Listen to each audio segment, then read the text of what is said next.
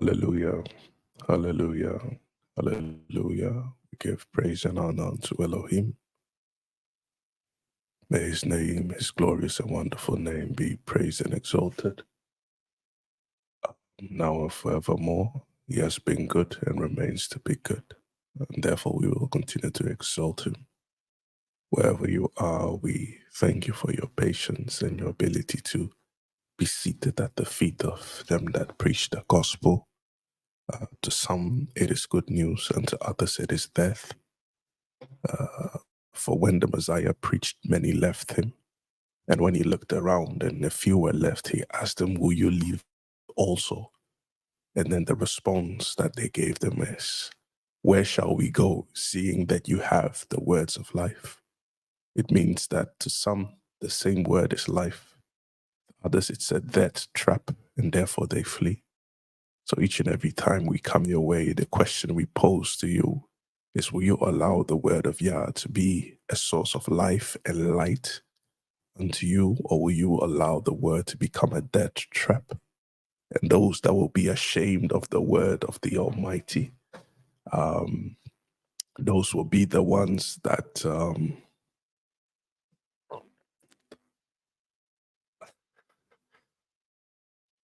I think this light is too close. It's going to be a problem. Or I have to put on glasses. Yeah. It was a nice thought. Yeah. Yeah, it's better now. Or maybe you should point it that side a bit. Sorry. Yes. Thank you. Yeah, so to some it was the source of life, to others it was the source of death. But in all things we do give glory and honor to Elohim. We thank you very much for tuning in to Hour of Restoration, restoring the broken walls. Each and every time and week we get the opportunity to come your way. It's an attempt to collect the depth for the ones that are scattered in Babylon. That even though they are found in the countries of delicacies and sweetness and the ease of life and tapestry and whatnot, that will remember indeed that there is a creator. So our time is fast spent. Because of that, I will not bother you with too much of an intro, but we'll try to go into what we have by the mercy of the Almighty. Thank you very much, wheresoever you're tuning in from. We do not take it lightly.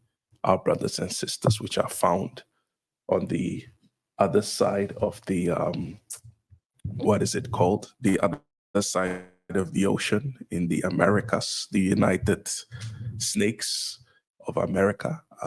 We salute you.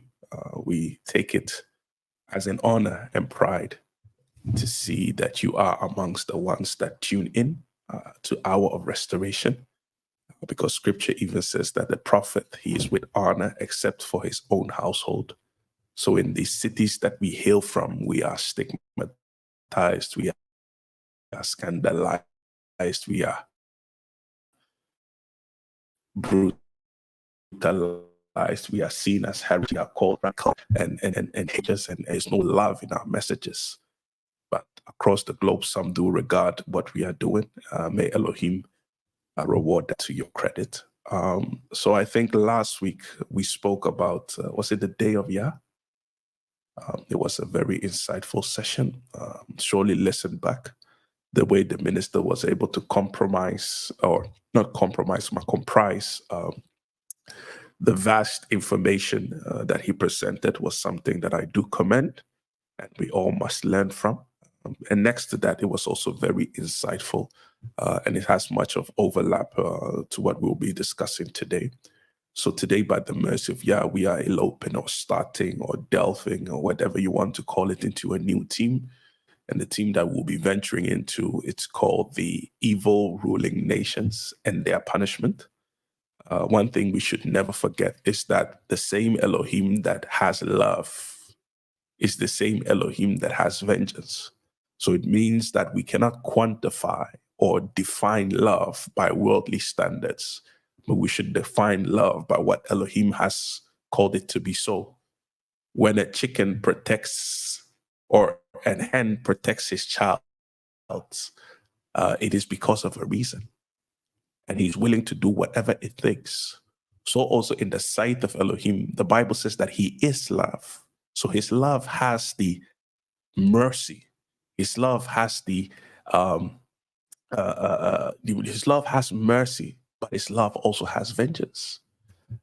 So he will not allow certain things to go scot-free just because of the blood, because the blood was shed in the so-called books of the gospel and in the books of John and whatnot. But in Revelation, we still see him talking about enemies. So who are these enemies? And even the book of Daniel says that the fourth kingdom will be in place until the coming of the Messiah, and the Messiah will come to destroy it. So he is a destroyer. That's the way we should see him. And that's what we will look at. And we'll try to zoom in on Babylon. So, yes, let's see if the slides are ready. Okay. So the introduction. The coming weeks, we will delve into the theme of evil ruling nations and the judgments they face. Throughout history, powerful empires have risen to dominance, imposing their will upon the world. However, their reigns are often marked by oppression, arrogance, and injustice. So what you will see is that we see many nations of valor, we see many nations of grand and mass nature, but there's always found a sense of arrogance. It comes with injustice and it comes with oppression. And mostly what you will see is that these nations, they oppose the will of Elohim. For it is almost impossible to be a nation that aligns with the will of Elohim and become as great and powerful as these nations have become. But because there's often a level of compromise, there's often a level of ambiguity to what they stand for and what they claim to be, that is how they can win the masses. So in the scriptures, these nations are not exempt from divine judgment. Join us as we examine the rise and fall of these empires, exploring the consequences of their actions and the justice meted out by a higher power. We will focus on the four kingdoms that dominated the world before Yah's return, as prophesied by Daniel. So Daniel speaks about four kingdoms, I think the Babylonian, the Medo-Persian, the Greek, and the Roman. So in the coming weeks, we will use that as a shoot-off point to touch certain things. And what you will see is that for each of these so-called nations, we could use a month. Because especially when you're looking at Babylon, the type of influences ancient Babylon had, and when you correlate that to the modern Babylon, or what they know as Mystery Babylon, you will see that's the same. But because their space is on so many levels, each of these levels could be a session on its own, but we'll try to bring it home within 2 hours. But we'll have to jump a bit, I think. So Babylon. Among these kingdoms, Babylon stands out. It birthed an empire that ruled with brutality and arrogance, thinking its dominion would last forever. So keep this in mind. This is what Babylon was known for. It was known to be an empire that was birthed out of brutality, arrogance, and they thought that they would last forever.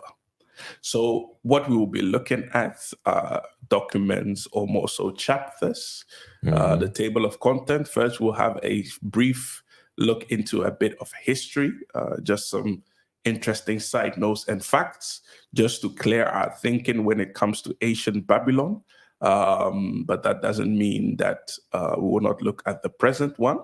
Then we'll look at the evil ruling of Babylon, especially what we find in the scriptures with regards to ancient Babylon, so that we can also link it to the future one. And then we will look at the fall of ancient Babylon. How did they fall? What caused them to fall? Then we will briefly look at Mystery Babylon. Then we'll look at the punishment of Babylon. Both Isaiah, Jeremiah, Ezekiel, Daniel, even in the book of Lamentations, Baruch, they all spoke about the fall of Babylon. And though the prophecies were partial in fulfillment, some of them are also dual in fulfillment. So we'll look at that.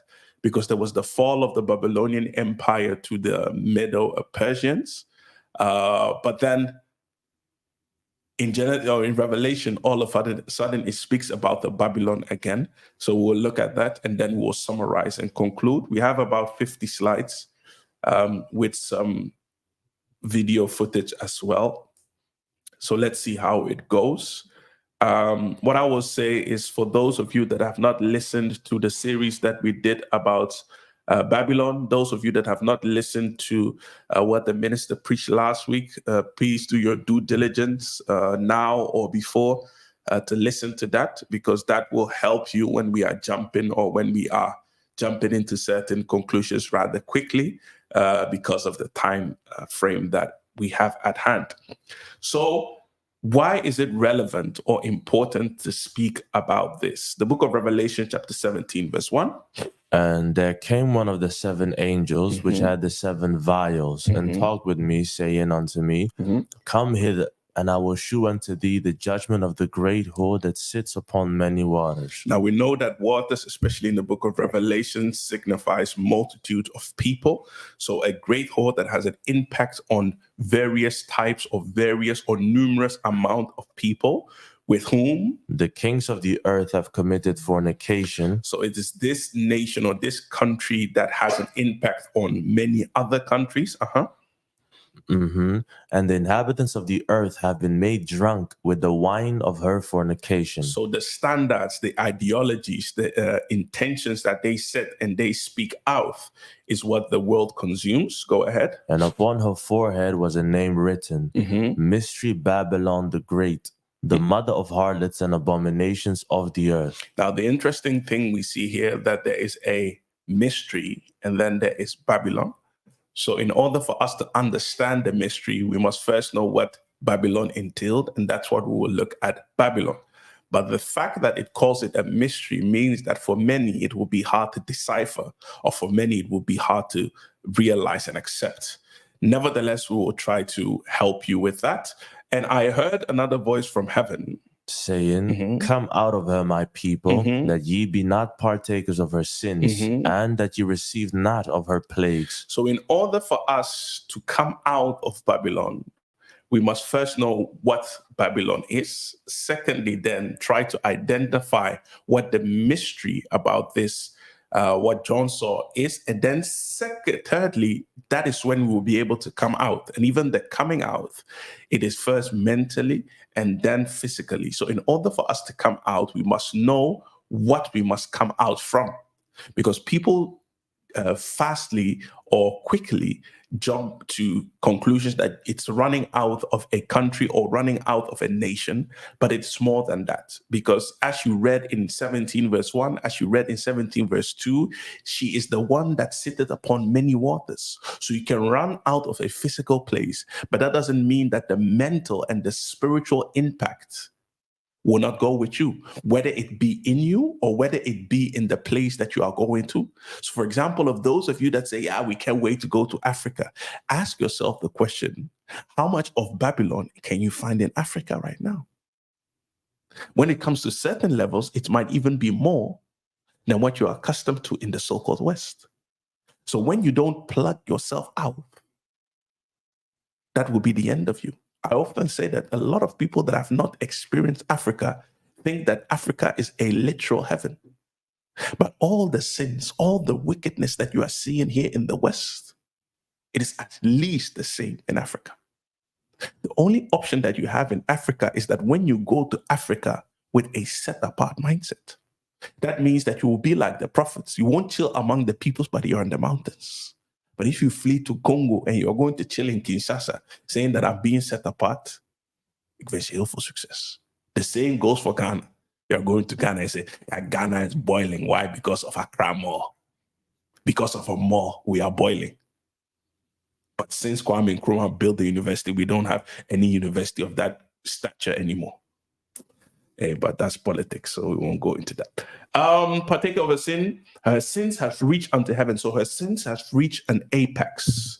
And the kings of the earth Verse 9. Who have committed fornication and lived deliciously with her shall weep and wail over her when they shall see the smoke of her burning, standing afar off for the fear of her torment, saying, Alas, alas, that great city Babylon, that mighty city, for in 1 hour is thy judgment come. So the judgment of this Babylon is still pending. Why? Because it was set by John the Revelator.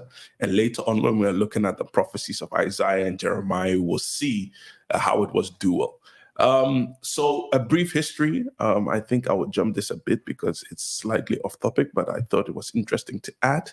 We're just going to look at the concept of Babylon and a bit of history and what these so-called secular or Christian scholars would tell us, and how that does not necessarily fit what we have found by the mercy of Yah.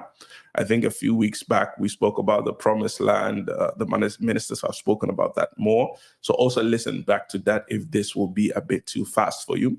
So when you look up Babylon online, Wikipedia, Britannica, and stuff like that, what will you find? Babylon, one of the most famous cities of antiquity. It was the capital of southern Mesopotamia or Babylonia from the early 2nd millennium to the early... When we were studying China, when we were studying the Promised Land, we showcased you that what does Mesopotamia even mean? So for those of you that didn't listen to that because of time, go back to that. But they like to use these terms, but it does not necessarily fit the biblical context as we have revealed. Go ahead. It was the capital of southern Mesopotamia from the early 2nd millennium to the early 1st millennium BCE, and capital of the Neo-Babylonian or Chaldean Empire in the 7th and 6th century BCE, when it was at the height of its splendor. Its extensive ruins on the Euphrates River, about 55 miles south of Baghdad, lie near the modern town of Al-Hilal, Iraq. Now ask yourself the question, first of all, if you think about the so-called Iraq that you know nowadays and descriptions that we see about Babylon and how the land would flourish and stuff like that, ask yourself the question, would it really be that desert land?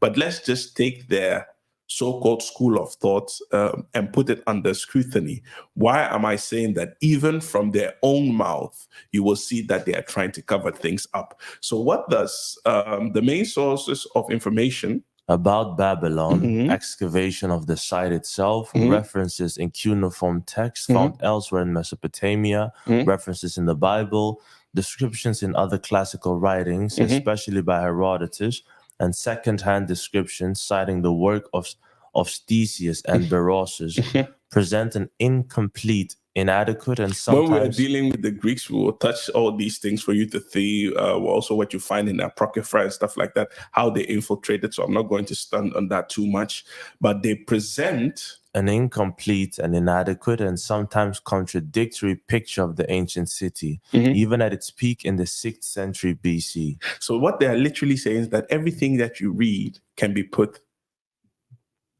under scrutiny, or must be put under scrutiny, because it's either incomplete, it's inaccurate, or sometimes it doesn't even bring forth a complete picture. So this is very interesting because this is from a wide scholar's mouth.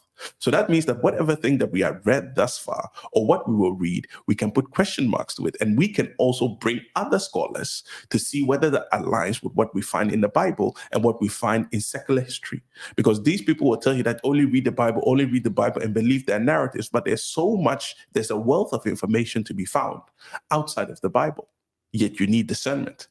So before we delve further into Babylon the Great, it is important to stress the fact that the world as we know it today has a very different demographic configuration than what existed in antiquity. This seems to be obvious when dealing with white history. However, when it comes to Black history, mainstream historians and media don't elaborate on it. So they don't tell us that the world that we see right now, and especially the demographics of it, so how the people look and stuff like that was different. So they don't tell you about the Black presence of what do we call them in Portugal? I've forgotten the name. Moors? Yeah, of the Moors. So you watch Netflix, there's a full documentary about Moors, and there's not one single Black person to be found. But then they will show you images in Portugal and Italy called Plata del Negro. But in the whole documentary, they don't speak about the fact that there were Hebrews as well. So these are things that they cover up when it comes to us, especially as it pertains to migrations and displacements of Black people and cultures over millennia. So nowadays, when we tell you that the whole world was literally Black in the first instances, people don't believe you. Why? Because now when you go to Iraq, there are white people. When you go to there's white people. When you go to India, no. It was Black, because out of Black you can get all these things, but the vice versa, it is impossible. So it is something that we have to have in mind also when we are talking about Babylon. Go ahead.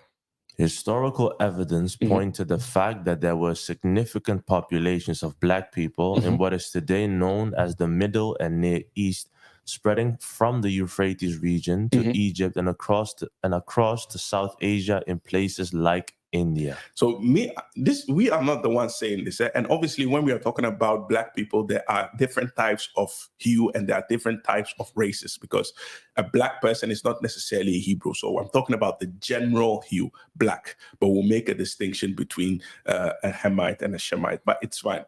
So these are sources not from our mouth. So we are using that to just build the case. The earliest known mention of Babylon as a small town appears on a clay tablet from the reign of Shar Khali Shari of the Akkadian Empire. Babylon was merely a religious and cultural center at this point, and neither an independent state nor a large city subject to the Akkadian Empire. So it is subject to the Akkadian Empire. That's why when we're dealing with the maps, and I believe the Promised Land, we showed you the lands of Akkad. Where was this found? In Africa. But people don't speak about this. So when you read Genesis chapter 10, verse 1, what does it say? Now these are the generations of the sons of Noah, Shem, Ham, and Japheth, and unto them were sons born after the flood. And the sons of Ham were Cush and Mizraim, and Put and Canaan. And Cush begat Nimrod. He began to be a mighty one in the earth. He was a mighty hunter before Yah, wherefore it was said, even as Nimrod, the mighty hunter before Yah. And the beginning of his kingdom was Babel, and Erech, and Akkad, and Calneh in the land of Shinar. So we showed you where all these things are. But as we are building the case, when you search for this Shar Khali Shahari, this is the image that you find. Now, no white historian will tell you that these are Black features. Whether it's a Shemite or a Hamite, that's something else, because obviously they are Hamites.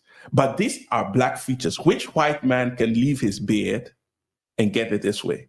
Which white man has a pronounced nose? Which white man, and they have covered his forehead with a turban, because they know that when it comes to the description of bodies and heads, they are very specific when it comes to this table of nations. So they know why they are doing these things. But to the learned eye, you will see that this must be a man of color. So when you look at different images, you will see now his nose is more pronounced. And I used an example of a man with a similar beard to showcase to you that if you were to make this man into an image, wouldn't he look similar to the image that you are seeing from this Shari Al-Kahani?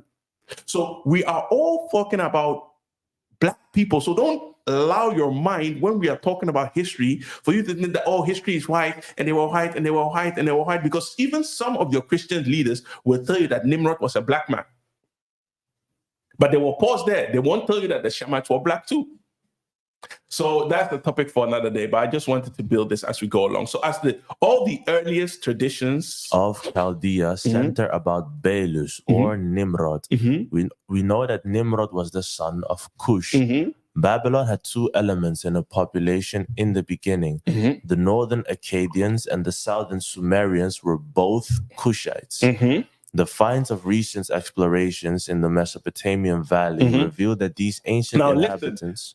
This is not a source telling us, yeah, it was in Africa. They're telling you in your so-called Mesopotamia. Revealed that these ancient inhabitants were Black, with the cranial formation of Ethiopians. Come on. So confirming that they were Cushites from where? From Africa. So who are these imposters in so-called Iraq telling you that, yeah, it's our land? So even if that was to be the place, it showcases you that even in those areas, they were all what? People of color. So Rawlinson says that the race of Nimrod passed from East Africa by way of Arabia to the valley of the Euphrates before. And that's why I was saying that there are so many migrations that you don't learn about in school. Go ahead. They passed from East Africa by the way of Arabia to the valley of the Euphrates before the beginning of history. Loftus speaks of this powerful stream of colonization from the south. The emigrants were called Akkadians, the Akkad of Genesis. Delineations found among the ruins of Nineveh. So again, confirming what we showed you in the maps, that Akkad is in Africa. Go ahead. Delineations found among the ruins of Nineveh on the walls of the palaces prove that there were two Ethiopian types. One, the ancient Cushite, and another, a heavy southern face having the protuberant lips, the receding forehead, broad, thick nose, and crisp hair of Africa. That's exactly the picture that we are showcasing you. These are not things that we bring up. And these were the native inhabitants of Susiana as well as Babylon. So your whole history is black. Your whole history is black. So even when it comes to the punishment, he must also punish black people. As he will punish his own people, so also must he punish the Hamites. So for the sake of fun, we are building up because they will tell you that, oh, this is history, blah, blah. Let's look at what news elements say with regards to your so-called Babylon, Mesopotamia in Iraq and stuff like that, and look at what these evil Americans have done. So Babylon, okay, we have already did that. When the U.S. led, the second alinea, when the U.S. led... On the left, reading from the left. Yes. When U.S.-led troops invaded Iraq, all that was visible of the ancient city... So they tell you, yeah, Iraq was a threat, so we had to invade. It was all about oil. But there was also another agenda. So when U.S.-led troops invaded Iraq... all that was visible of the ancient city was a collection of mud brick buildings and debris, together with new restoration projects commissioned by Saddam Hussein. Now you are fighting a war against Iraq because of whatever threat. Why are you going to bombard ancient cities? What is the use of that? But go ahead. Saddam was keen to stamp his mark on the site, also home to the Hanging Gardens. Yeah, blah, blah. But okay. And then Reformation started in the 1980s. Thousands of what? Sudanese workers were brought to the site to build monuments on top of the priceless ruins. So ask yourself the question. They say they are Babylonians. They say the land is theirs, whatever. But why come when they were building or rebuilding the so-called sites, they went to call Cushites, or better said, Hamites, to come and do it? These people, they know what they are doing. They know that these Hamites have the insight with regards to these things. Why? Because they are the original people. So the second article of Sabada says that instead of trying to excavate the ruins, the 20th century Iraqi dictator Saddam Hussein built new palaces and monuments to himself. Ask yourself the question, why didn't he want to excavate it? What things would have been found there? And when you are building it, you are still going to go. So it shows you that all these things that we are talking about, we don't take it out of the air.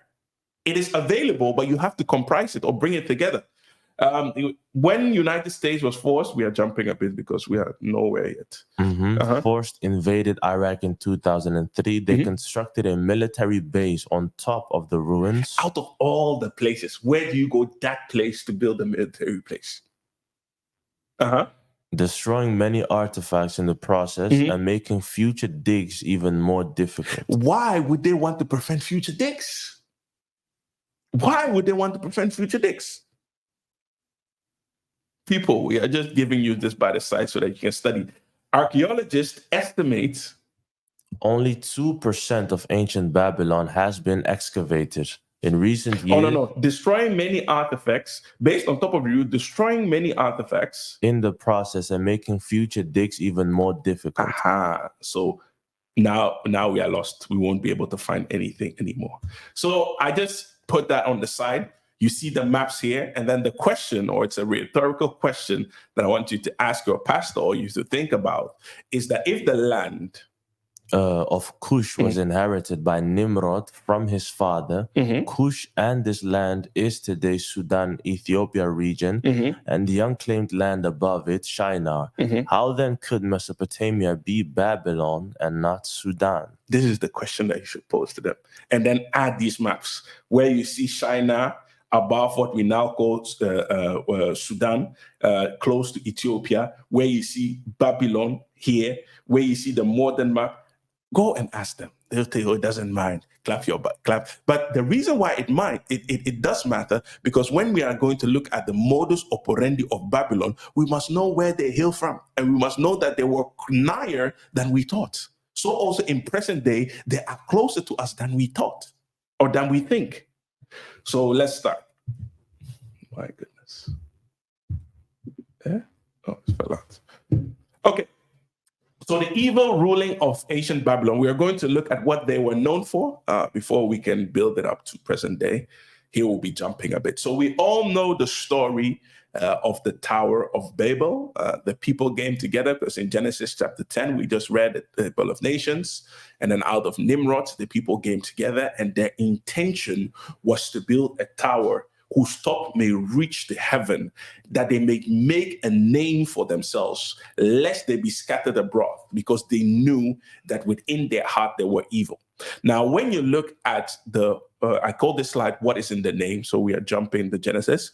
Lambert 2007 says, Lambert is among the scholars who argue that the spelling Babylon is the Latin representation of the Greek rendering derived from the native Babylonian Babilim. Babilim, and this is what we also saw on the maps that we showed you. Guys, we're not making this up. Babilim, Babilem, we showed you. Go, what does it mean? Meaning gate of the gods. Now, we spoke about, when we were talking about the promised land, we spoke about, what was it, Babel Mandel, about the gate of grief and whatnot. And now they are calling Babylon, also known as the gate of gods or the gate of Elohim. So Britannica states that that Babylon is also known as Atlal Babil or Babilim or Babilu, Babel or Bavel. So whether it's Tower of Babel, whether it's Babylon, actually when you look at the Strongs, it's there. According to Strongs, Babel or Babylon can be used interchangeably as it both refers to H894, Babel or Babylon, meaning confusion by mixing. So what Babylon stands for, it is either, or I say and or, the gate of Elohim, but also the confusion which happens through mixing as a vehicle. And that is what you read in Genesis chapter 11, that the people, a mixed multitude, came together for the purpose to create confusion. That is basically what Babylon means. So keep that in mind as we build up, because Elohim likes to use metaphors and allegories to speak to his people. So when you read a metaphor, you read an allegory, and you do not know what it refers to, it would be very hard for you to interpret the text. But for us to have a better understanding of what happened during the Tower of Babel or the Tower of Babylon, and what was the root causes that these people got to that extent, when you read Yasha chapter 9 verse 21, what does it say? And the building of the tower was unto them a transgression and a sin, and they began to build it, and whilst they were building against Yah Elohim of heaven, they imagined in their hearts to war against him and to ascend into heaven. This is what we see in Genesis 11 as well. But then from 26 ongoing, we get a deeper insight through Yasha, which is that in all the people and all the these families people divided themselves in three parts. Now, these three parts are going to showcase to you what the underlying motive and modus operandi is of that which is known as Babylon. So the first says, we will ascend into heaven and fight against him. So this was out of a point of pride and rebellion. So from now on, you will see that whenever Babylon is mentioned, you should think, and scripture will showcase to us that it has to do with pride and rebellion. Secondly, we will ascend to heaven and place our own gods there and serve them. This is idolatry and blasphemy, saying that Elohim is not enough, so we will supplement him with demigods. And then the third part said, we will ascend to heaven and smite him with bows and spears. And this has to do with a certain level of arrogance and aggression. So these are the 6 elements. There are obviously more, but I'm just encapsulating it so that it can be digestible for the people that are listening. Are things that characterize or that are characteristics of what you now know as Babylon. Now, later on, we'll use biblical terms that the prophets also spoke about to showcase and to highlight or to link it to what we have said here now. And Yahuwah knew all their works and all their evil thoughts, and he saw the city and the tower which they were building, and they seized the building. They ceased building the city and the tower. Therefore, he called the place Babel, for there Yahuwah confounded their language upon the whole earth. It was in the Shinar, whatnot, chapter 7, verse 23. And Cush, the son of Ham, the son of Noah, took a wife in those days in his old age, and she bare a son, and they called his name Nimrod, saying, at that time the sons of men again began to rebel and transgress against Elohim. So that rebellion stands as the hallmark from that generation and from that time. And the Babylon can then be seen, or the Tower of Babel can be seen as an embodiment of that rebellion. So we have to speak about our people just briefly, because Elohim, in his infinite wisdom, always allows a door of opportunity. Nevertheless, when you don't take that opportunity, there is a punishment that is aligned to it. So when you cannot talk about the conquest of Babylon without speaking about the disobedience of Israel, because Babylon received preeminence because of the disobedience of Israel. Why do I say that? It's the same within the time of Egypt. What does scripture say? It says that Elohim did what?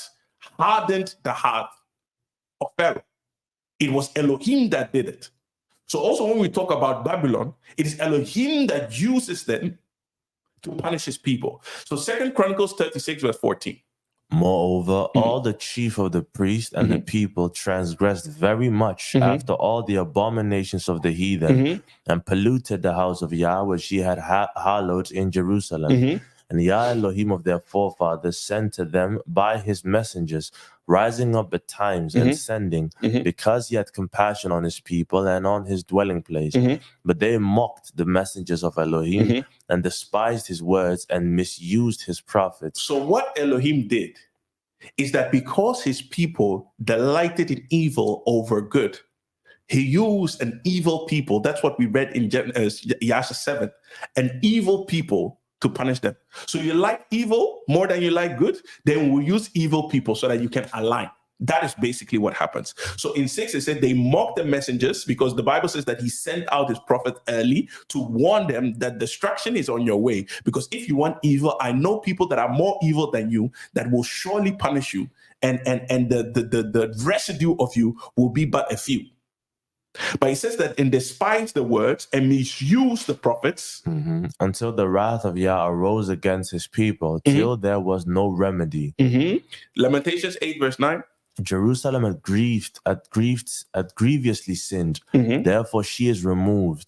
All that honored her despised her, because they have seen her nakedness. Yea, she sighs and turns backwards. Her filthiness is in her skirts. She remembers not her last end. Therefore she came down wonderfully. She had no comforter.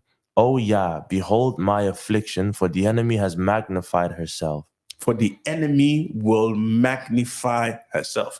And that is how Babylon was allowed, because both the northern kingdom and the southern kingdom, when you read Chronicles and Kings, were doing the same mad things. So then Elohim was like, okay, we're going to use them. But wait, Jeremiah 27, verse 1. Jeremiah 27 from verse 1. Mhm. In the beginning of the reign of Jehoiakim, the son of Josiah, king of Judah, came this word unto Jeremiah from Yah, saying, and verse 27, verse 6. Yeah. And now have I given all these lands into the hand of Nebuchadnezzar, the king. Who gave it into the hands of Nebuchadnezzar? Now have I given all these lands into the hand of Nebuchadnezzar, the king of Babylon, my servant, and the beasts of the field have I given him also to serve him. That is it. So he will cause his servants to serve Babylon, and all nations shall serve him and his son and his son's son. So it was ordained by Elohim. It was ordained by Elohim. Jeremiah 21 verse 10. For I have set my face against this city for evil and not for good, says Yah. It shall be given into the hand of the king of Babylon, and he shall burn it with fire. So always know that it was Elohim's will for these things to happen. Why? Because of the disobedience of his people. So one thing you don't forget, because he says that he caused his prophets to rise early, but it seems that the church is providing a wrong context when it comes about the prophet, because nowadays everyone is so easy to call himself a prophet. But for you to call yourself a prophet in the order of Elijah, or the prophet in the order of Ezekiel, do you know the times that these people were living in? Many of them were either living in the times of the exile, or they just came after the exile, and what their seed had gone through was mad, or others, what they saw was the exile was coming forth. So I wrote that in many churches today, the prevailing sense of relaxation and a focus on the glorious side of ministry. While this is undoubtedly important, it is crucial not to overlook the prophetic message of many biblical figures who often spoke of exile and hardship and judgment or repentance. Which of these prophets is now talking about?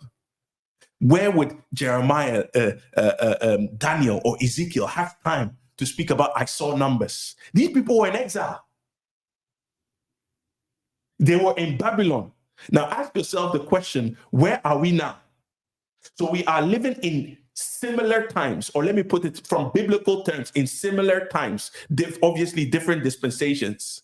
But we are talking about telephone numbers, and they were talking about repentance, they were talking about judgment, and we are saying that we shall make it into heaven. What are we talking about?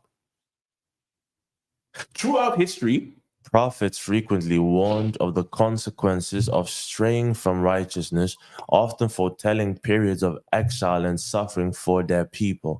It's a reminder that alongside celebration and ministry, we must also acknowledge and prepare for times of trial and tribulation, remaining vigilant in our faith, even in the face of our adversity. And that is what Elohim wants us to learn through the scriptures. When the Bible says that comfort, hope through the scriptures, this is what it was talking about. Like they were saying in the restoration talk yesterday, that these prophets, Daniel, they were standing in the midst of the land of their enemies. That Ezekiel was sitting at the river and was receiving insight, that Ezekiel was able to say that from my youth up, that which is unclean has not touched my mouth, even though I am in the land of my enemies.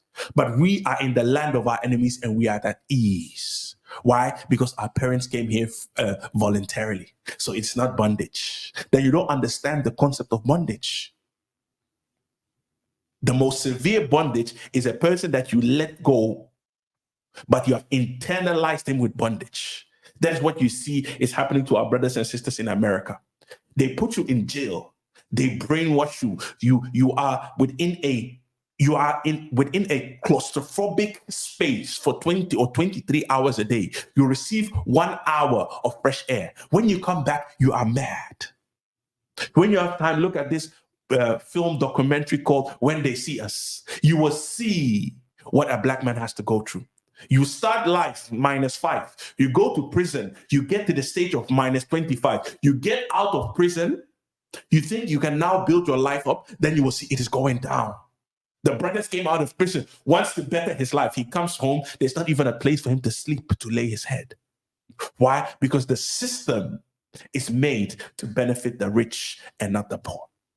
That's the type of Babylonian system and influenced climate that we're in. But I'm going ahead of myself. So now we're going to look at what Babylon stood for And then we'll be able to link it to the modern. So when you look at the so-called ancient Babylon, one of the things that they were known for was slaughter and servitude. Now, the brother obviously spoke about history, slavery and stuff like that, so I won't go into that too much.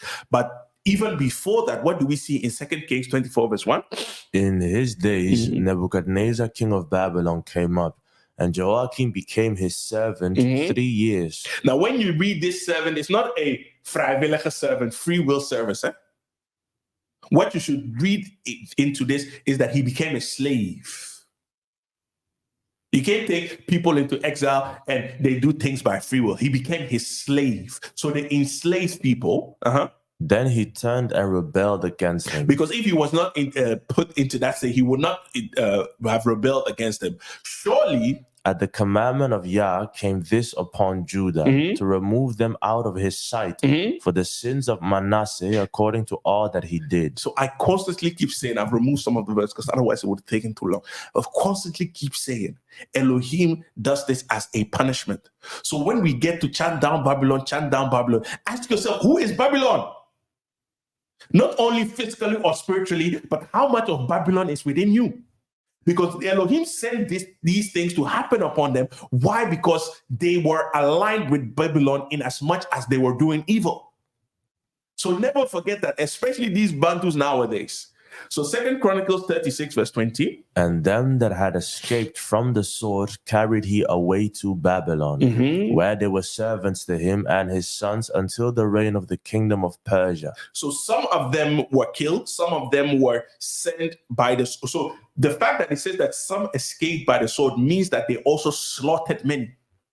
So many were not even brought into exile. But the ones that were brought into exile were the ones that made it, but many also were carried away as slaves, and they were servants to him and his sons until the reign of the kingdom of Persia. That is why in the intro I said we will deal with the 4 kingdoms, so I don't speak about Persia too much today because the minister will do that when Yah permits. So the next thing is that they did take on Jerusalem and the temple. So when you read 2 Kings 25 verse 1, what does it say? And it came to pass in the 9th year of his reign, in the 10th month, in the 10th day of the month, that Nebuchadnezzar king of Babylon came, he and all his host, against Jerusalem, and pitched against it, and they built forts against it round about. So they were strategic in warfare, and they came to win.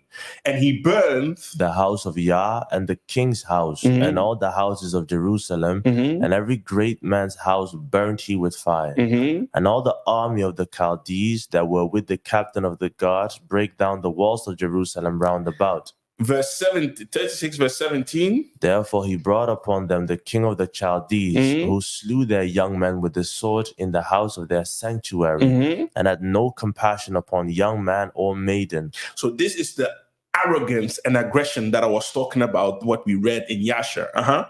Old man or him that stooped for age, he gave them all in his hand. And all the vessels of the house of Yah, great and small, and the treasures of the house of Yah, and the treasures of the king and of his princes, all these he brought to Babylon. So this is also forms of blasphemy. They took that which is holy and they brought it into an holy place to do evil with it. So keep that in mind. The second or the third thing is the Babylonian exile. We already spoke about when we were talking about Joachim. I've also briefly spoken about Daniel. Nevertheless, let's look at what 2 Kings 24 verse 14 says. And he carried away all Jerusalem, and all the princes, and all the mighty men of valor, even 10,000 captives, and all the craftsmen and smiths. None remained, save the poorest of the sword of the people of the land. Isaiah 39:6. Behold, the days come that all that is in thine house, and that which thy fathers have laid up in store until this day, shall be carried to Babylon. Nothing shall be left, says Yah. Keep that in mind. Nothing shall be left. And of thy sons that shall issue from thee, which thou shalt beget, shall they take away, and they shall be eunuchs in the palace of the kings of Babylon. So they will keep killing. So even though you think you are free, they will find other ways, or they'll find to kill a new generation. I've already spoken about Ezekiel when I was talking about the prophetic, and I showed you the timelines of the prophets. These were men that were among the captives sitting alongside rivers. When they received the insight, he spoke to the children of captivity. The same do you see in Daniel chapter 5 verse 13. What does it say? Then was Daniel brought in before the king, and the king spake and said unto Daniel, Art thou Daniel, which are of the children of the captivity of Judah? So just imagine that all of these prophets went through captivity, and Elohim is not going to punish them. That is why he had to show Nebuchadnezzar in Daniel 2, Daniel 7, that image and show him that your end is coming. Why? Because of the evil that they were doing. Even though they were used as a vehicle, that doesn't mean that Elohim will not punish them.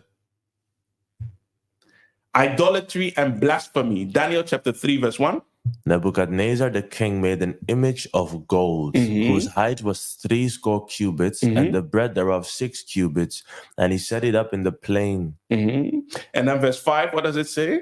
That at what time ye hear the sound of the cornet, flute, harp, sackbut, psaltery, dulcimer, and all kinds of music, ye fall down and worship the golden image that Nebuchadnezzar the king had set up. So it is a force that also forces people to worship things that they adore.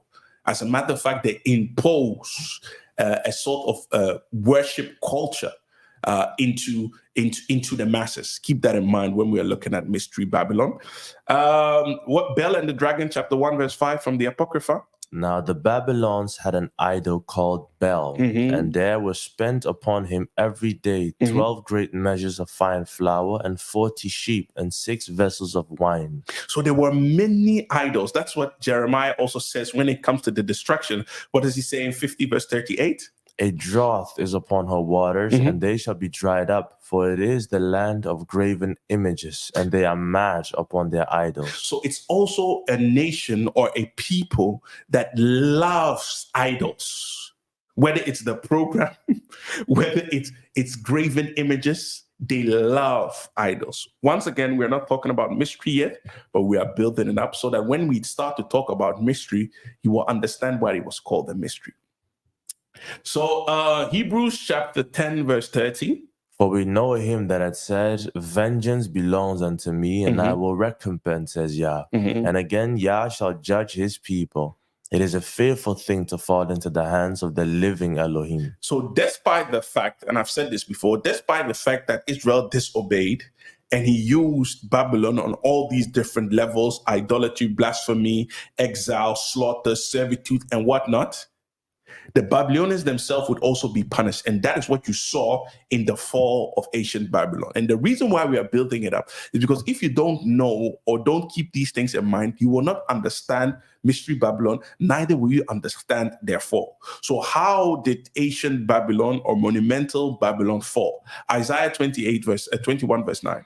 And behold, there comes a chariot of men with a couple of horsemen. And he answered and said, Babylon is fallen, and all the graven images of her Elohim he has broken unto the ground. The same do you also read in the book of Daniel. 2 verse 1. And in the 2nd year of the reign of Nebuchadnezzar, Nebuchadnezzar dreamed dreams, wherewith his spirit was troubled, and his sleep brake from him. This is the dream, and we will tell the interpretation thereof before the king. Thou, O king, art a king of kings, for the Elohim of heaven had given thee a kingdom, power and strength and glory. Again, confirming that it's Elohim's will that these things happen to pass. Wheresoever the children of men dwell, the beasts of the field and the fowls of the heaven has he given into thine hand. So at that time, they were seen like a world power. Nevertheless, after thee shall arise another kingdom inferior to thee, and another third kingdom of brass. So what Elohim did in ancient times, and what he will do yet once again when we start to read Jeremiah and stuff like that, is he uses kingdoms to defeat kingdoms. And these things go ahead with mass slaughter. So when you read Daniel, you see, transition from gold to brass to silver. You think it's like changing gears in a car. It goes with mass slaughter. It goes with mass destruction to the extent that Jeremiah says that none of them were left. So also must he destroy when we get to the book of Revelation. So the fall, Isaiah 13. What does the Isaiah? Okay, we won't do that. Burden of Babylon. When you read Isaiah 13, it talks about that he will use the Medes against them, and these were ones that will not regard silver or gold. Will bow young man, pieces shall have pity on them for the fruit of the womb. So when it comes to their slaughter, they wouldn't mind it. And then 13 verse 19 says, and Babylon, the glory of kingdoms, the beauty of the Chaldeans, excellency, shall be as when Elohim overthrew Sodom and Gomorrah. You see, once again, he starts to use an allegory. So you will understand that later on when we look at so-called the modern Babylon, that he also uses it as an allegory. So this has more to do with the Medes and the Pers. So I think we will jump that. They will be clothed in scarlet. They will rely on their gold and their possessions or their role as a world entity, but they will not be able to do that. So for the sake of time, I think we will jump this because this will also be discussed when they speak about the Middle Persians. Okay, so Mystery Babylon. Let's get into it. So we have built up until now what the characteristics of Babylon was, who they were, and how their destruction took place. Yeah. Now, all of a sudden, when you get to the New Testament, especially in the book of Revelation, Babylon is mentioned. Also in the book of First Peter, we will look at that later. Babylon is mentioned. Why is Babylon being mentioned? Or how is Babylon being mentioned? Revelation 17, verse 1. And there came one of the seven angels, which had the seven vials, and talked with me, saying unto me, Come hither, I will shew unto thee the judgment of the great whore that sits upon many waters. So now she is called a whore. What is a whore? A person that has been used, sorry to say. You have been used by many. That is what a great whore is. Yeah? So you have been used. And he sits upon many waters. Yes, go ahead. With whom the kings of the earth have committed fornication. And this great whore has an impact or has an influence on many nations upon the earth, and the inhabitants of the earth have been made drunken, so they have received an indoctrination. Go ahead. Verse 3. So he carried me away in the spirit into the wilderness, and I saw a woman sit upon a scarlet-colored beast, full of names of blasphemy, having 7 heads and 10 horns. Now we know that this 7 head and 10 horns will link directly to Daniel, to the 4th kingdom. So it indicates is that it comes through the means of the 4th kingdom. It's aligned to it, but we know that the 4th kingdom, we will deal with that when we are talking about the Romans, is more of a spiritual entity. But the question we should ask ourselves is that what is then the great whore? Go ahead. And the woman was arrayed in purple and when scarlet I say spiritual, color. I more meant a religious entity. Go ahead. Verse 4, and the woman was arrayed in purple and scarlet color, and decked with gold and precious stones and pearls, having a golden cup in her hand, full of abominations and filthiness of her fornication. And on her forehead was a name written, Mystery, Babylon the Great. So it is a mystery. Why? Because through lineage, they're not directly linked to the Babylon that we have discussed up until this far. Nevertheless, when you look at their modus operandi and when you start to look at where they hail from, in and as much as they also contributed to the ancient times, that is where you will understand it. But it's a mystery why you have to look not only at the Bible, but you also have to look at world events. You also have to look at what is happening in the news. You also have to align it with what you are seeing within your schools and all levels of society. She's the mother of all harlots and abominations of the earth. So those that are spearheading the abominations that we see in this earth can be linked to what we know as Babylon. And Babylon were the ones that get together to confuse masses. Go ahead. And I saw the woman drunken with the blood of the saints and with the blood of the martyrs of Yahushua. Now, this is interesting because now it links it directly to the death of the Messiah. And we know that it was the Romans that killed the Messiah. That is why we also have to look at the Romans and the role that they played. But we know that the Romans are the Europeans. Keep that in mind. Go ahead. And when I saw her, I wondered with great admiration. And the angel said unto me, wherefore didst thou marvel? I will tell thee the mystery of the woman and of the beast that carries her. So now that we know that the beast is Europa, it means that the beast has to be linked to the woman in as much as it comes forth out of the woman. Keep that in mind.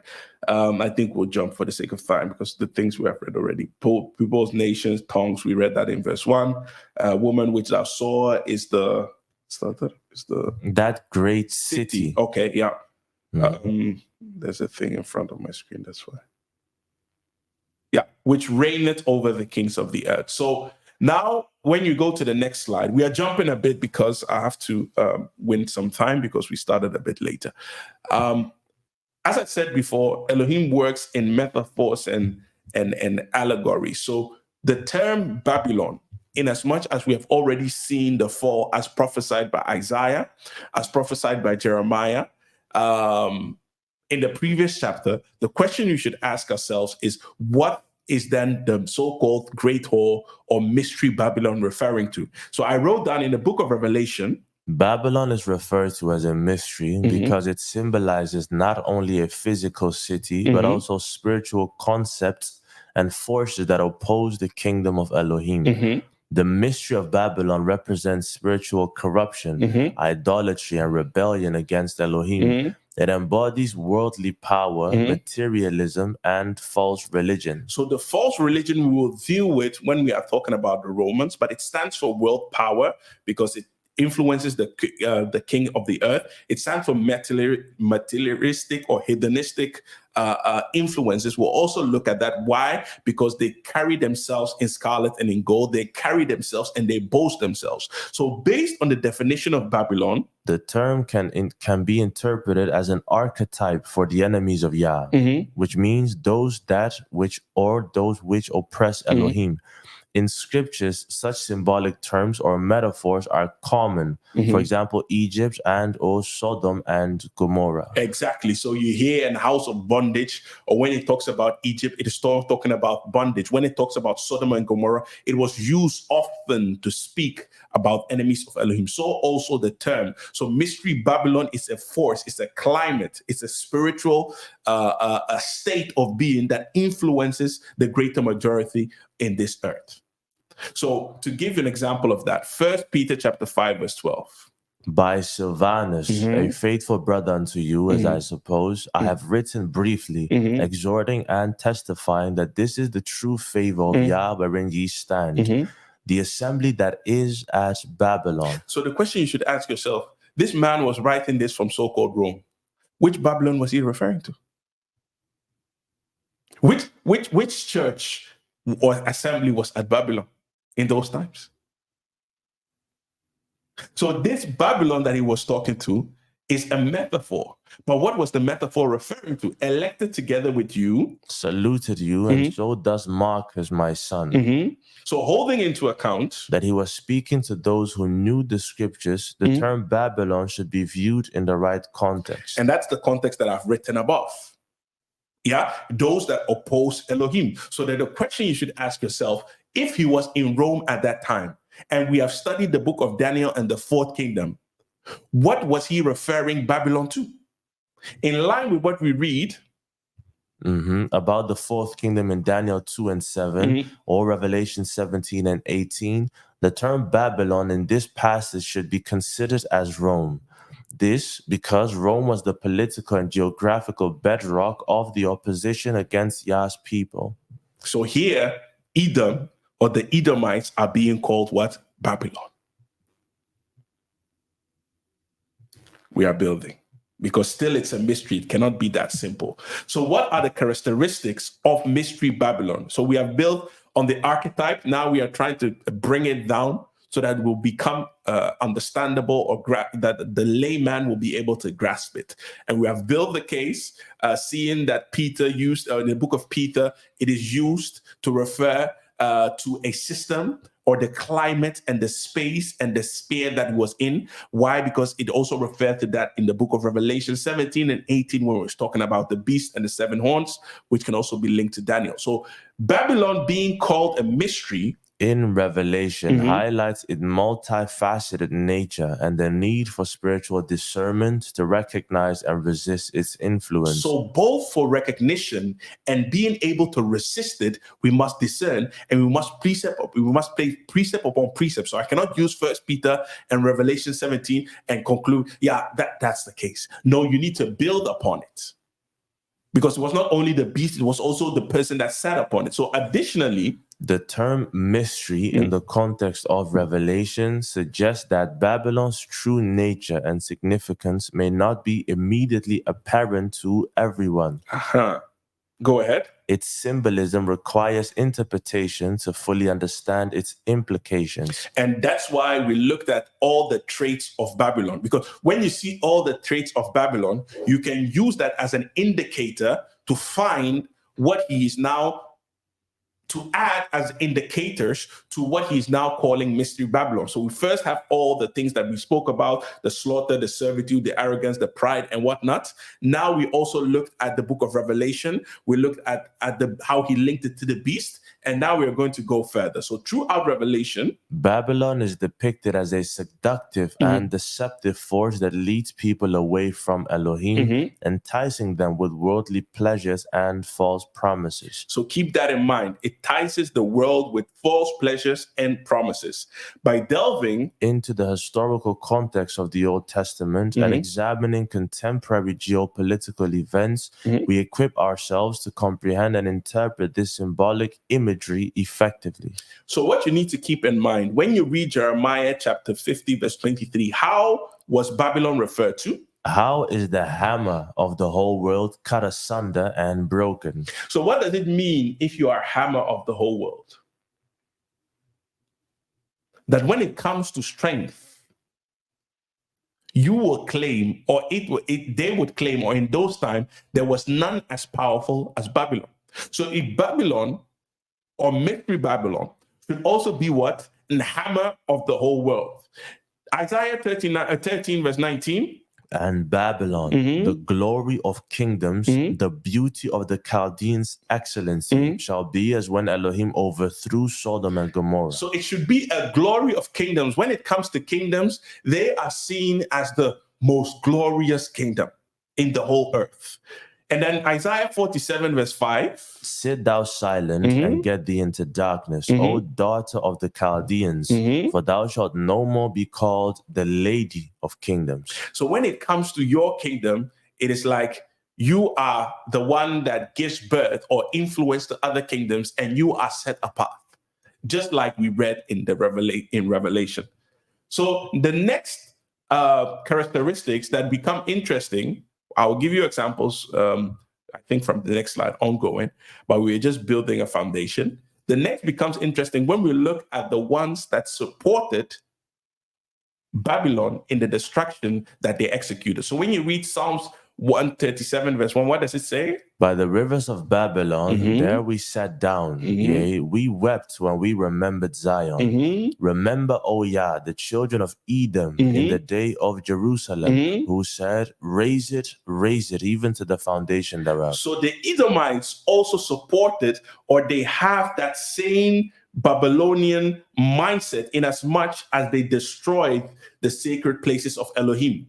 What does Obadiah say? The vision of Obadiah. Thus says Yah Elohim concerning Edom. Concerning who? Concerning Edom. And we know that the Edomites are the what? Are the Romans, are the Europeans, are the Americans, because there's no America without Europe. So keep that in mind. So Edom, we have heard a rumor from Yahuwah. And an ambassador is sent among the heathen. Arise ye, and let us rise up against her in battle. In the day that thou stood on the other side, in the day that the strangers carried away captive his forces, and foreigners entered into his gates and cast lots upon Jerusalem, even thou was one of them. You see?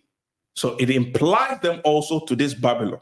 You see? So when you don't align all these things, and then later on we are going to use words of the horse's own mouth, you won't be able to link that. So Jeremiah 50 verse 1, what does it say? The word that Yah spake against Babylon and against the land of the Chaldeans by Jeremiah the prophet. Your mother shall be sore confounded. So it's talking about Babylon having offspring. Keep that in mind. She that bare you shall be ashamed. Behold, the hindermost of the nations shall be as a wilderness, a dry land, and a desert. So now we have seen that they were called the hammer of the earth. They were called the lady kingdom. We have seen that they are linked to the Edomites, and we see that they have offspring, in addition to all the characteristics that we've already discussed. So what does the Business Insider say? I think it's from 2023. The most powerful countries in the world in 23 ranked. And then you see all these MP for what's it called, Great Britain, or England rather. You see Mr. Joe Biden. You see this what's it called, the Ukrainian Zelensky, the Khuruna Paula Fanam with his outfit and bicep. But what do the bullet points say? U.S. News and World Report ranked the world's most powerful countries in 23. The U.S. remains number one, but some countries saw their positions rise or fall due to global instability. So when you link all the characteristics that we have mentioned right now, and you bring them together under the concept of being the hammer of the world, can it then be that it's referring to America? And when we say America, we are referring to a greater context, because as I said before, there's no America. Why do you hear New York, New Amsterdam? These are all Edomites. So always keep that in mind. Then when you look in terms of power, in terms of GDP, they are what's their GDP on the right? Sorry. America. They're number one in power. GDP, 25 trillion. Yeah. And what GDP per capita? 67,399. Whilst their population is 333 million. It is far less than, for example, China, but yet they are the so-called most powerful. And the danger is, when it now comes to your spirituality, when it comes to what you call education, when it comes to what you call food, when it comes to what you call pleasure, who is providing the standard for all these things? It is the so-called most powerful nation. So it's having an influence on all levels. That's why I say that you can't read Daniel and don't understand the context that he was in. It is not one-on-one, but it's similar. Why? Because you are not in your own land. And even if you are in your own land, your mentality has been influenced by the massa. And that's how the brother or the minister last week had to show you, for example, the influences that slavery had and whatnot. So as I said before, when you read Jeremiah, it says that the mother, meaning that they are offspring. So I wrote down mother and offspring. When you read Daniel chapter 7, verse 1, what does it say? In the first year of Belshazzar, king of Babylon, Daniel had a dream and visions of his head upon his bed. Then he wrote the dreams and told the sum of the matters. Daniel spake and said, I saw in my vision by night, and behold, the four winds of the heavens strove upon the great sea. And four great beasts came up from the sea, diverse one from another. The first was like a lion, and had eagle's wings. I beheld till the wings thereof were plucked, and it was lifted up from the earth, and made stand upon the feet as a man, and a man's heart was given to it. So it says that at first, knowing that it was the Babylonian, was like a lion, and it had eagle's wings, yet the eagle's wings were plucked. Meaning that the eagle's wings were gathered together. It was not part of the lion. It was part of the lion, yet it was separate. That's why he mentions it in that way. And then secondly, he says that it was made to stand upon his feet as a man. And a heart was given unto it. Meaning that boldness was given unto it to explore places that other people will not explore. So now when you go to the coat of arms or the national emblem of Great Britain, that is what you see right here. on top.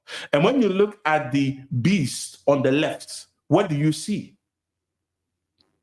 Look at the face. It's a lion with a beard. And how has he been positioned? He has been positioned to stand upon the feet as a man. So all these things are within plain sight, yet are a mystery. Because when you talk about Babylon, your mind doesn't directly go to this, but now we see the description of Babylon, and we see that these Edomites are incorporating it into the coat of arms that they have. And we know that America came forth out of what? Europe, out of the Edomites, out of Europe, out of the Brits after the war. And then when you start to look at the coat of arms of the Americans, that's why I use the pulpit that the president and all of them stand upon. What image do you see? You see an eagle with his wings do what? Spread. So it means that these two are correlated. Again, showing you that under plain sight, these things align. But most of your pastors won't speak about it because it doesn't matter. We are going to build up on how it matters, because now it was only to showcase you into the direction that we have to look at when we talk about Babylon. So to comprise it, Babylon is the entire Western Hemisphere.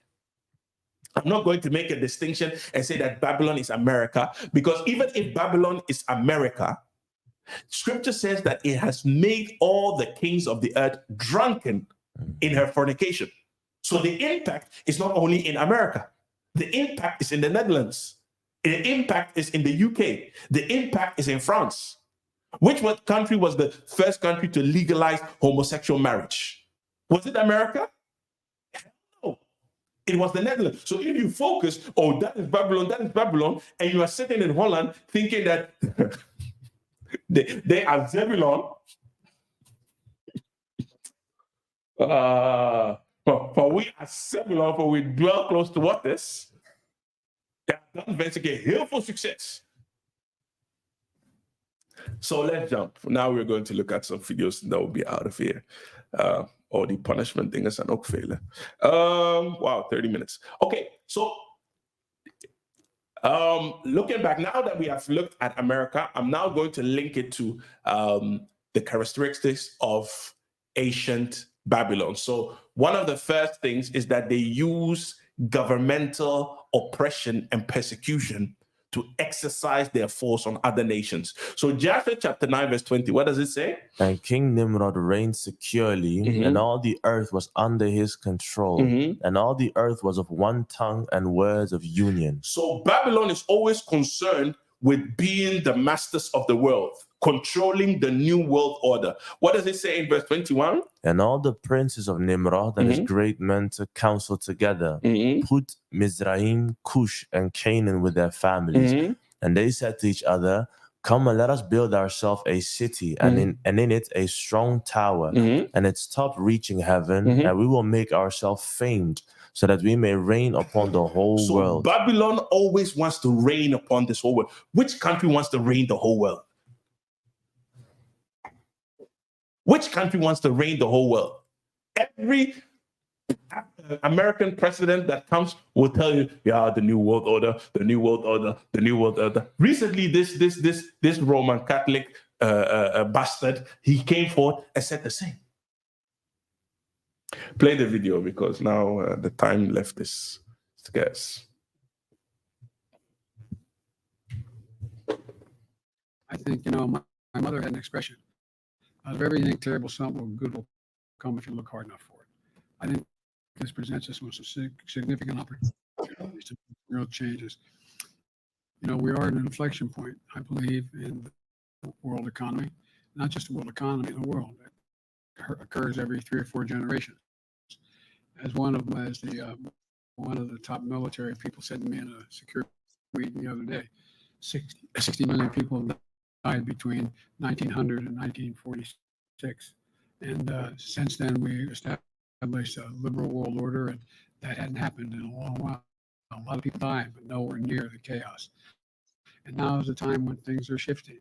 There's going to be a new world order out there, and we've got to lead it. we've got to unite the rest of the free world in doing it. So anyway, I'm going to hush up and fire away.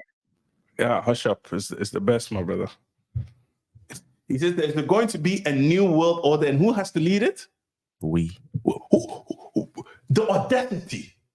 Like, is it a direction from God, or there's going to be a new leader? And we, it's like there's no doubt about it. It is unquestionable. Indiscussion. New order. You see, so we're just building up to showcase to you that all of these things align. The next that they do, Revelation 18, verse 3. Revelations 18, verse 3, for all nations have drunk of the wine of the wrath of her fornication, and the kings of the earth have committed fornication with her, and the merchants of the earth have waxed rich through the abundance of her delicacies. You see, and this one you must understand. When you read the news and you hear bilateral agreements, trade treaties, and stuff like that, what you need to understand is in order for countries to be able to do business with each other, they need to find a common, what's the word? Currency to do business. And even these big countries, Iran, most of them, when they are doing bilateral agreements and exchanges, the currency that they use is the dollar. So what happens is that these merchants of the earth, they wax rich through the abundance of the delicacy. So they get rich, what? Through the dollar.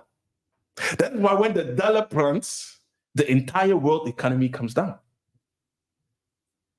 So what America does is that they bring out so-called treaties. Often when speaking about the US, people tend to view their threats along military lines. However, the impact of economic and trade sanctions from the US dwarfs that of military. And that's what you don't understand. The military, how many times do you see them fly? Do you see them placing bombs? But the financial impact that their so-called treaties are having, look at what they are doing to Africa. A country like Zimbabwe, to buy a loaf of bread, you need a bag of money. A bag of bills to buy a loaf of bread. You're like, oh, can I have? He'll tell you that it's like 2.5 million. Go to Nigeria. To buy chicken, they will tell you 100,000 naira. So you are thinking about the military threat, but in recent years, the US have sanctioned numerous nations who violated human rights or sponsor so-called terrorism. To hell with that. That's why you have to listen to the message that the brother preached last week. I think America has never violated human rights. But if they violate human rights, who is going to sanction them? No one. That's why they will tell you, yeah, there's going to be a new order. We have to lead it. Why? Because we set out the sanctions. So-called terrorism. When they attack a nation and where they attack it was wrong, they will tell you it's, what do they call it? Collateral damage.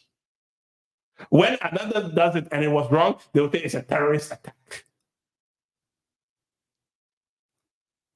So they peep your mind. Play the video. No continent globally has borne the brunt of sanctions by the United States, the European Union, and the United Nations like Africa. Both the UN and the EU are multilateral organizations, but the US in most instances acts unilaterally, pursuing its own geostrategic interests. We have unilateral sanctions regimes that don't have very clear exit strategies. They don't have clear benchmarks or indicators for their own success. Currently, the US has targeted individuals and companies in at least 9 African countries, among them the Central African Republic, the Democratic Republic of Congo, Sudan, and Zimbabwe. The sanctions date back 2 decades. You can play the video. Just mute the mic. Its sanctions against Zimbabwe target specific government officials and entities it accuses of undermining democratic institutions or processes. Zimbabwe's current president says the sanctions have devastated his country's economy, imposing a huge burden on ordinary people. My country's citizens have fallen victim to this indiscriminate weapon of mass destruction. The Office of Foreign Assets Control under the U.S. Department of Treasury is responsible for administering sanctions. It deploys instruments such as the blocking of assets, travel, and trade restrictions made possible because of its influence on the global financial system. The latest African countries to come under the threat of U.S. sanctions are Sudan over the country's current conflict and Uganda after a new LGBTQ law came into force. In a statement released by the White House on Uganda on the 29th of May, U.S. President Joe Biden. So now all of a sudden, look at what they're doing to Africa. People in their own land are deciding that, hey, you know what? When it comes to LGBTQI, etc., whatever, keep that out of our borders. And you eating swine in America, drinking milkshake with free refill, you want to impose this? Oh, for what? Like, how does it bother you? But because they impose themselves as the leaders of the world and the so-called New World Order, they can do this.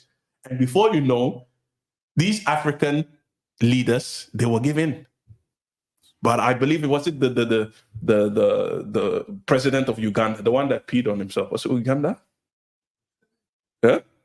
Was Uganda? Oh, yeah. They were sorry to refer to him like that. Obviously, he's our uncle, but obviously he had a leakage. But he said that, yeah, if you don't do business with us, then we'll do it with someone else. But it was Nanado or something. Before you know, they'll have to sit at the table and be like, you know, how much can this benefit not my country but my family? And what they said in the video was so interesting that it is to the detriment of the poorest in the nation. And that's why it's so unfortunate. And they go on with these crazy things, eh? Now all of a sudden, so-called, they sanctioned 500. And the deals that they are doing in below, the Kanye is that payment. That's for another topic. So the slaughter and servitude. Now, what you tend to forget, and I think I said it earlier, is that just because our people are not in chains doesn't mean that our people are not going through things. And just because you and I are not in chains doesn't mean that our brothers and sisters are being part of the system. Now, what a lot of you have failed to ponder upon is that our America, and when I say America, obviously I'm also talking about the overspill that flows into all of them that pipe to their dance, or that dance to their pipe. What they even overlook is that when you critically look at the so-called national anthem and the third verse of that anthem, what does it say? It says, their blood has washed out their foul footsteps' pollution. Mm-hmm. No refuge could save the hireling and slave from the terror of flight or the gloom of the grave. And the star-spangled banner in triumph doth wave. Over to the land of the free and the home of the brave. Ask yourself the question, how free? They are a brave country for that one. But how free are they? So to claim that you are the land of the free, but the Bantus or our scattered brothers and sisters are in prison, that alone is blasphemy. Because the chosen ones of Elohim are not free. And this is what they sing when they're playing basketball, game, football. And that is how they indoctrinate the masses. Because what do they do in America? Every sports game, this happens. So the black people are saying the land of the free. They'll even call a black person to come and sing it. But our people are going through things. So our brother showed this video, I think on Monday. It can be found on Netflix. It's a very interesting concept and view on America and how they are continuing the slaughter and servitude of the chosen ones of Elohim. So let's play. Not this one, by the way. This one you can play it fully. Is that possible? It's the news item with the Edomite. Yeah. Okay. 1 out of 4 human beings with their hands on bars, shackled, in the world are locked up here in the land of the free. Khalif Browder was walking home from a party when he was stopped by police. Then they said, we're going to take you to the precinct, and most likely we're going to let you go home. And then I never went home. The 13th Amendment to the Constitution makes it unconstitutional for someone to be held as a slave. There are exceptions, including criminals. The loophole was immediately exploited. What you got after that was a rapid transition to a mythology of Black criminality. Some people got the real problem. Animals, beasts that needed to be controlled. You better believe it. I'm only human. It became virtually impossible for a politician to run and appear soft on crime. The kinds of kids that are called super predators. Millions of dollars will be allocated for prison and jail facilities. 3 strikes and you are out. It was an enormous burden on the Black community, but it also violated a sense of core fairness.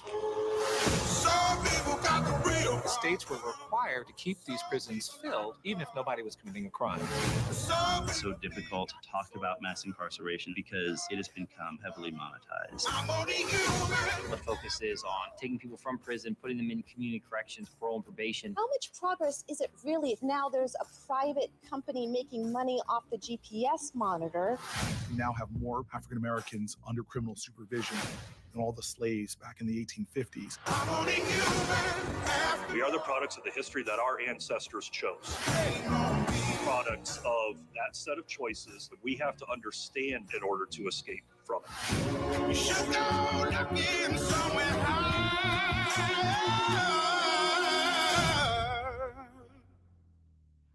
I'm only human after all. Don't put the blame on me.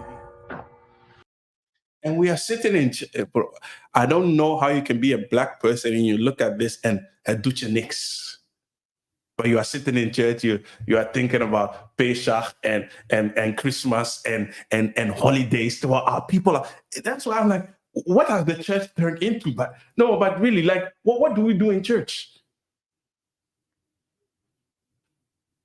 So they have been able to brainwash us to the extent that when we talk about it, but we have to speak more about Jesus and about the coming. This has to do with the coming.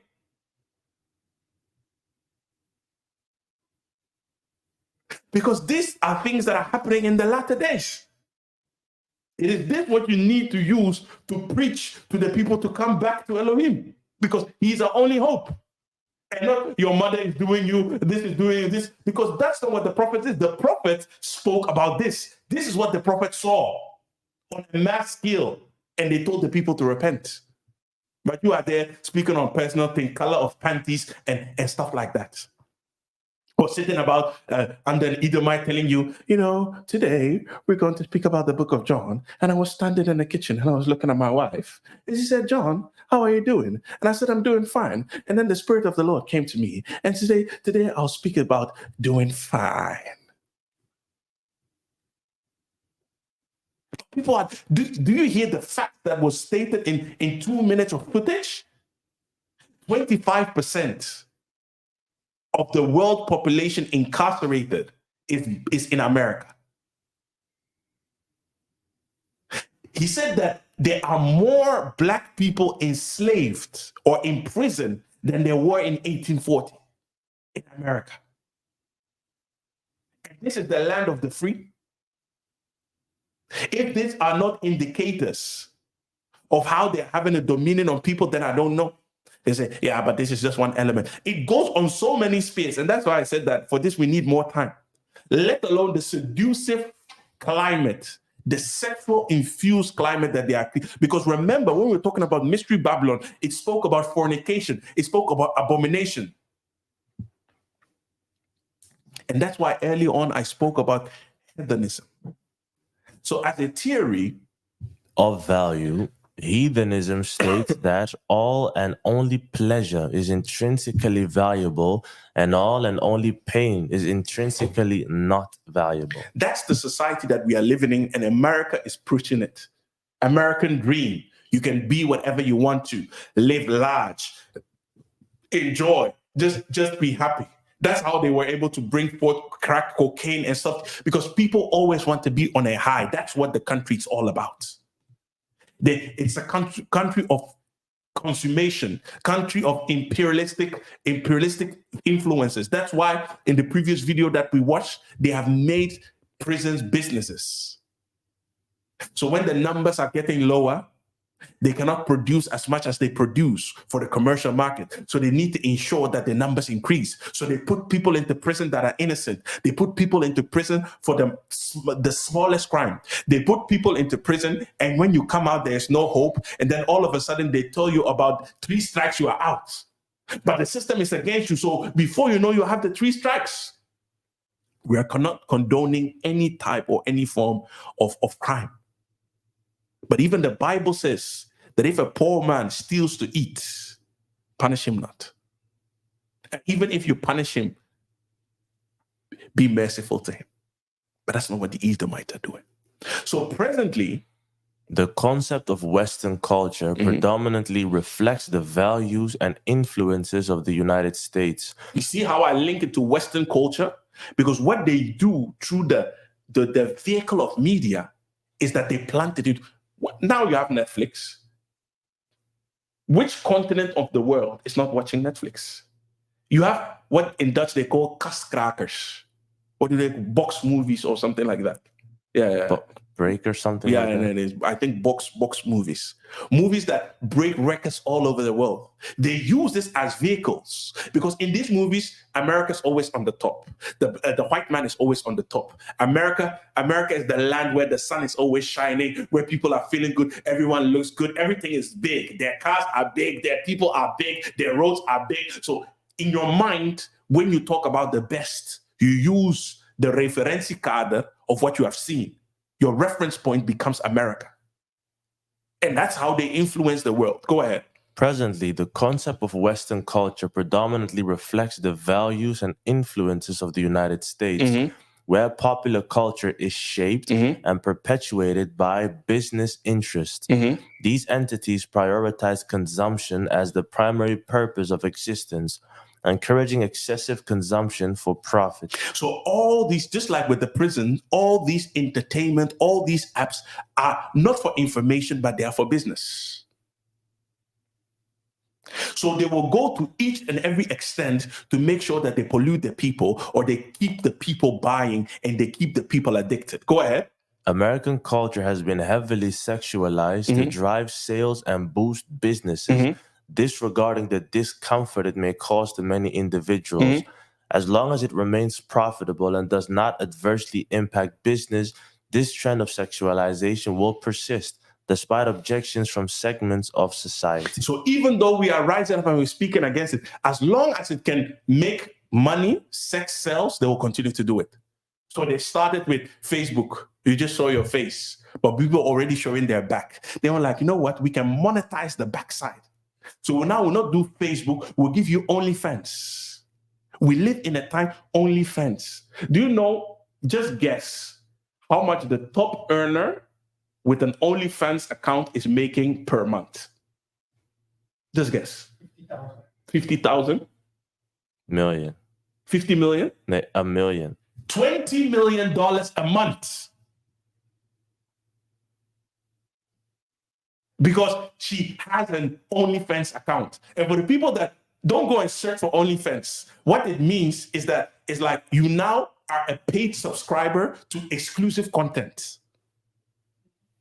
So, and the exclusive content is often content with regards to nudity, sex, because on Instagram, when you put naked pictures, they will block your account. They will put a small link, go to my OnlyFans. Then you connect your credit card. Each and every month you are paying $5. You see, because you won't earn anything when you have 1 million followers on Instagram. But when you have 1 million followers on OnlyFans, which are paying $5 a month, it is $5 times 1 million. And this is the world that we have gotten into. And society is not speaking against it.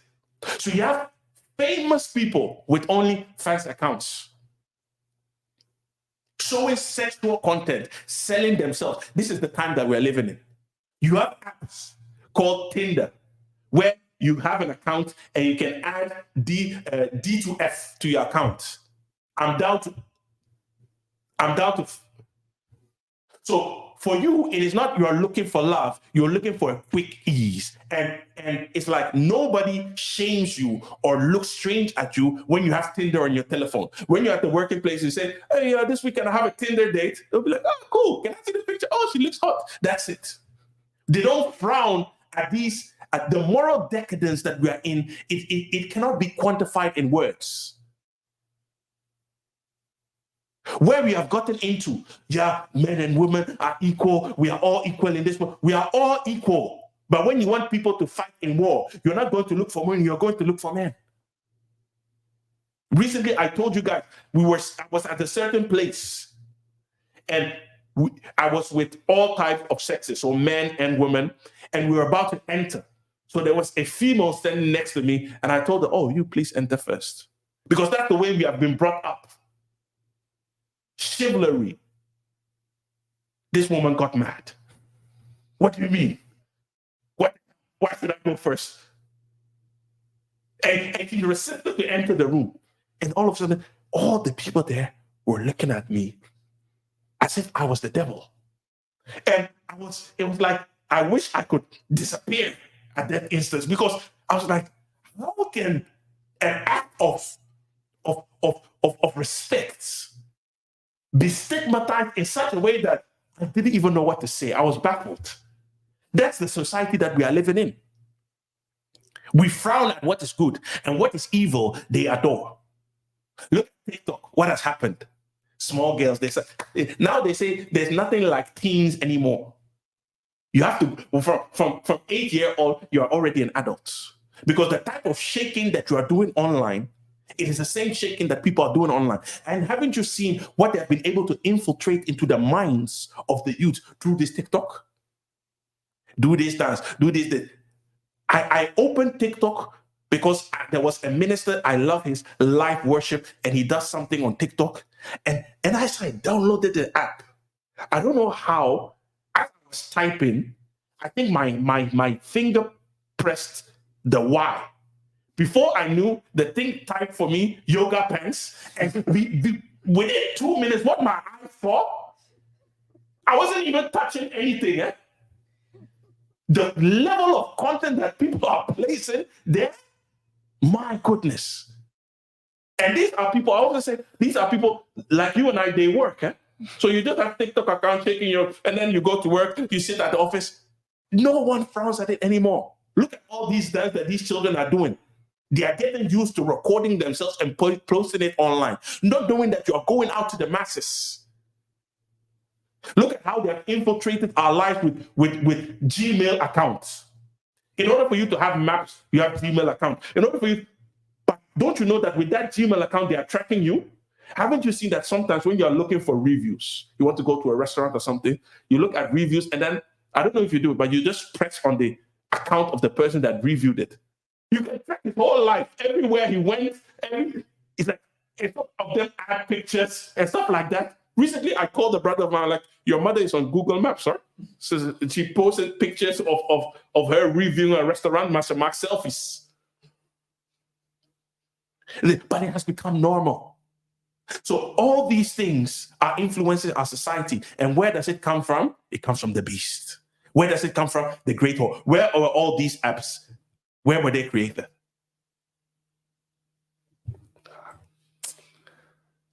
Let's listen to the video. It will be done shortly. And if this is the level that they have reached to, then you already know the punishment. Yeah, good on you, girl. We feel the same way here on the Chris Salcedo Show. All of those images and messages are bombarding our kids on a daily basis. Satan worship is being normalized by the immoral left in this country. Many of you might be saying, well, parents, you just take away the media, take away the social media and protect the kids from these evil people and the themes. Yeah, about that. The government, too, is pushing evil, using your money to do it. Democrat nuts are celebrating this act of evil. Instead of swearing her oath on the Holy Bible like the rest of the school board, in Pennsylvania, a woman by the name of Karen Smith chose to swear an oath on a stack of challenged books. These books had titles like Flamer. Some of these books introduce homosexual sex to children. Most parents know that it's wrong to introduce sex to young children, homosexual or otherwise. Many parents believe these books promote gender ideology and cultural Marxism, which have no place in schools.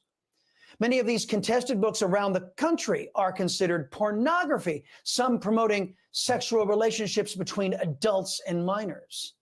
Leftists have been in full-throated support of this deviant effort to not only inappropriately sexualize our innocent children, but also to groom them for sexual abuse by adults. It appears that Democrat-dominated GovEd is actually making this type of policy. Joe and Serena Wales visited the Chris Salcedo show yesterday, their 11-year-old daughter. She went on an overnight GovEd school trip to Philadelphia and Washington, D.C. over the summer.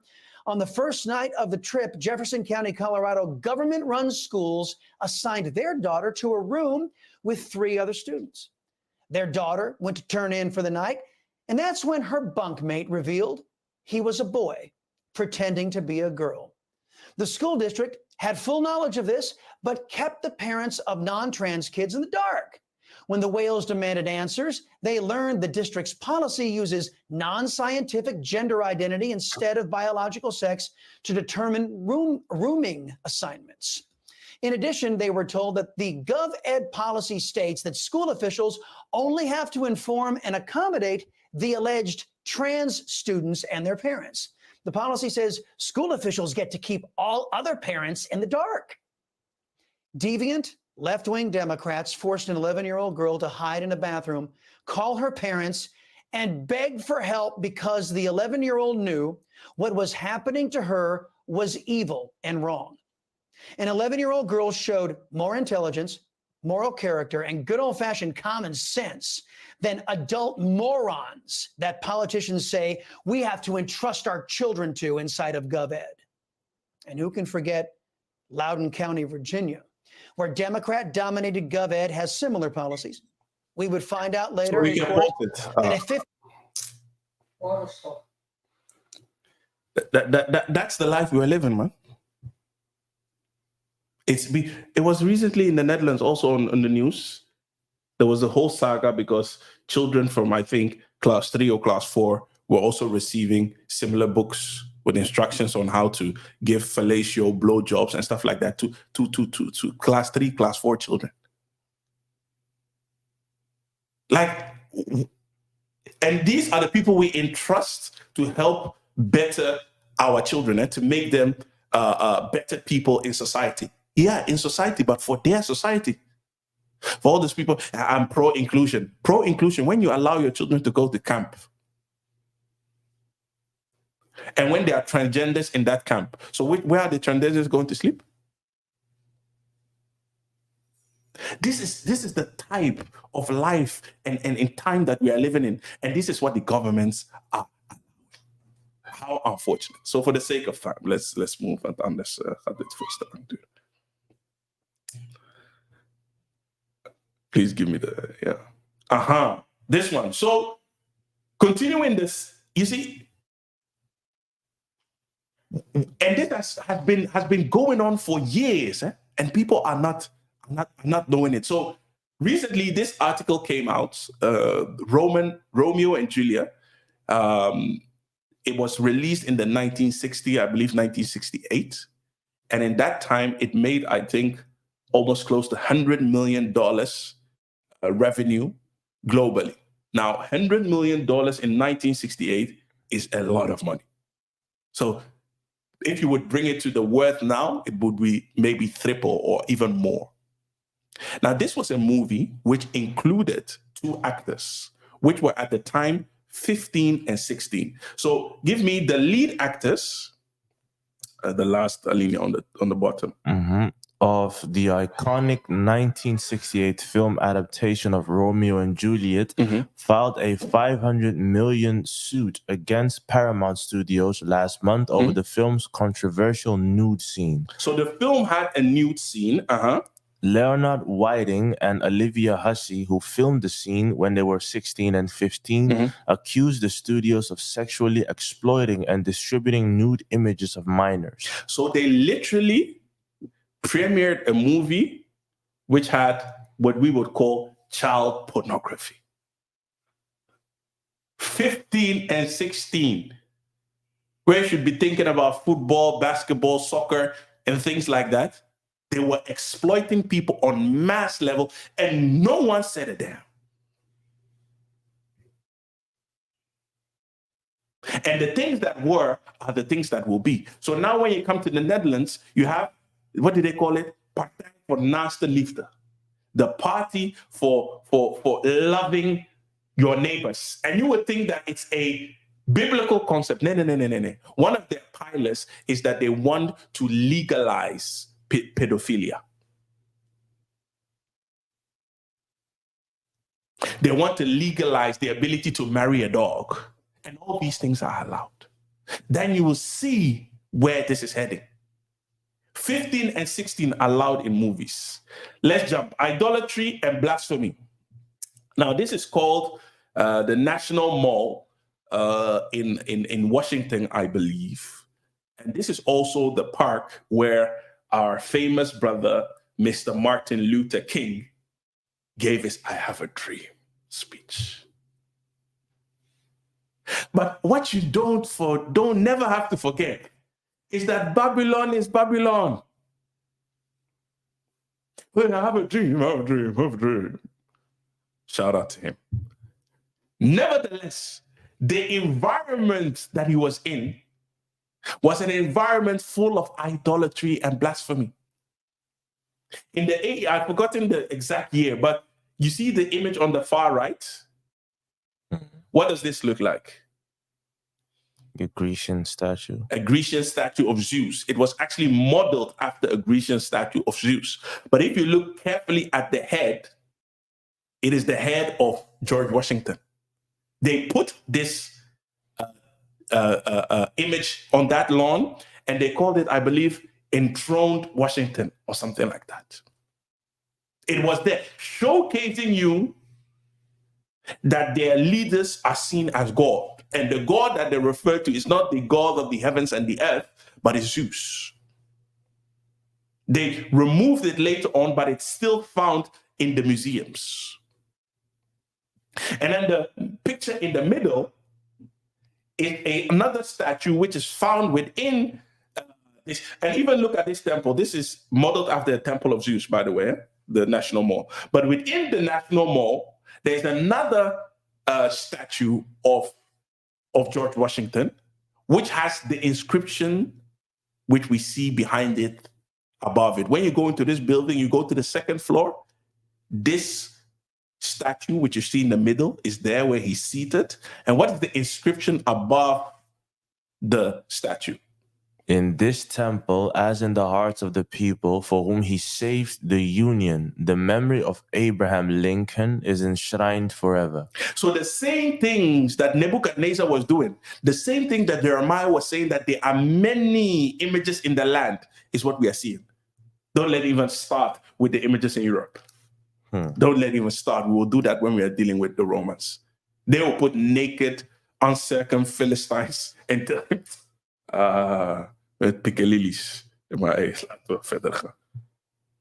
Idolatry and blasphemy. Where did all these things come from? American idols, sports idols. They call their sports heroes the GOATs, the greatest of all time, the greatest individuals to ever walk the earth. Yeah, they have made their sports like a god to them. So what you see in America, because of money, sport has become like a religion. On all levels, there's sport. On primary schools, secondary schools, on university. So university is no longer about school, it's about basketball, it's about football. It's about why? Because it's all leading people to that consumerist type of mindset. How unfortunate. So for the sake of time, do you think that Elohim is seeing all these things and will not do anything? Oh, Yahuwah, Psalms 94 verse 1. O Yah Elohim, to whom vengeance belongs. O Elohim, to whom vengeance belongs, shew thyself. Yah, how long shall the wicked triumph? How long shall they utter and speak hard things? Just how long can these things go on and Babylon shall not fall? Go ahead. And all the workers of iniquity boast themselves. They break in pieces thy people, O Yah, and they continue to inflict us on all types, physical, spiritual, mentally, and afflict thine heritage. Who will rise up for me against the evildoers, or who will stand up for me against the workers of iniquity? That's the question. Who will rise up? The Bible says that when there was none, his own right arm brought him salvation. If his own right arm is able to bring him salvation, then surely he is also able to bring forth vengeance. So let's look at the punishment of Babylon, and then we'll be out of here. So when you read Isaiah 47, I labeled this slide as the two destructions, because as I said before, there was the fall of Babylon towards the Medo-Persians. But then there's also the fall of Babylon that we read in Revelation 18 and 17, 14 and 16, I believe. So come down and sit in the dust, O virgin daughter of Babylon. Sit on the ground. There is no throne, O daughter of the Chaldeans, for thou shalt no more be called tender and delicate. Jeremiah 50 from 1. The word that Yah spake against Babylon and against the land of the Chaldeans by Jeremiah the prophet. Declare ye among the nations and publish and set up a standard. Publish and conceal not. And that is what we are doing. You have to set up a standard and conceal not and publish. But which standard are these people setting up? A Mike Todd or a D-Day Snakes is not going to talk about these topics. Your Edomite pastor is not going to talk about these topics because it doesn't benefit him. And he doesn't see how that adds to your spirituality. But what we know is that it helps to emancipate yourself from mental slavery. Because if you don't emancipate yourself from mental slavery, you're not going to make it all. Do you really think going to church, sitting there, speaking in tongues, binding Satan, that's going to make that's enough?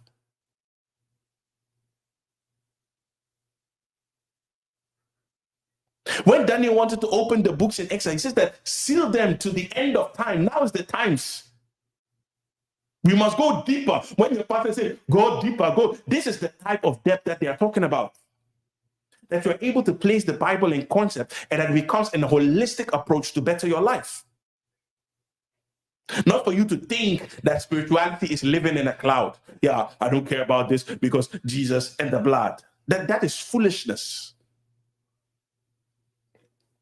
So standard, publish, and conceal not. Babylon is taken, Bel confounded, and shall be broken into pieces, and the idols are confounded. Her images are broken in pieces. The burden of Babylon, Isaiah 13 verse 1. Howl ye, in verse 6, for the day of Yah is at hand. It shall come as a destruction from the Almighty. And that's what we are doing. We must howl. The howl is the sound that the wolf makes. Cry aloud, spare not. Because what is going to befall them and what befell them is going to be the same thing. Give me verse 19. And Babylon, the glory of kingdoms, the beauty of the Chaldeans' excellency, shall be as when Elohim overthrew Sodom and Gomorrah. Dus wordt helemaal platgeslagen, even to nothing. So the interesting thing is that when you start to carefully look at the prophecy of Jeremiah, you will see that his prophecy was actually twofold. 51 verse 60.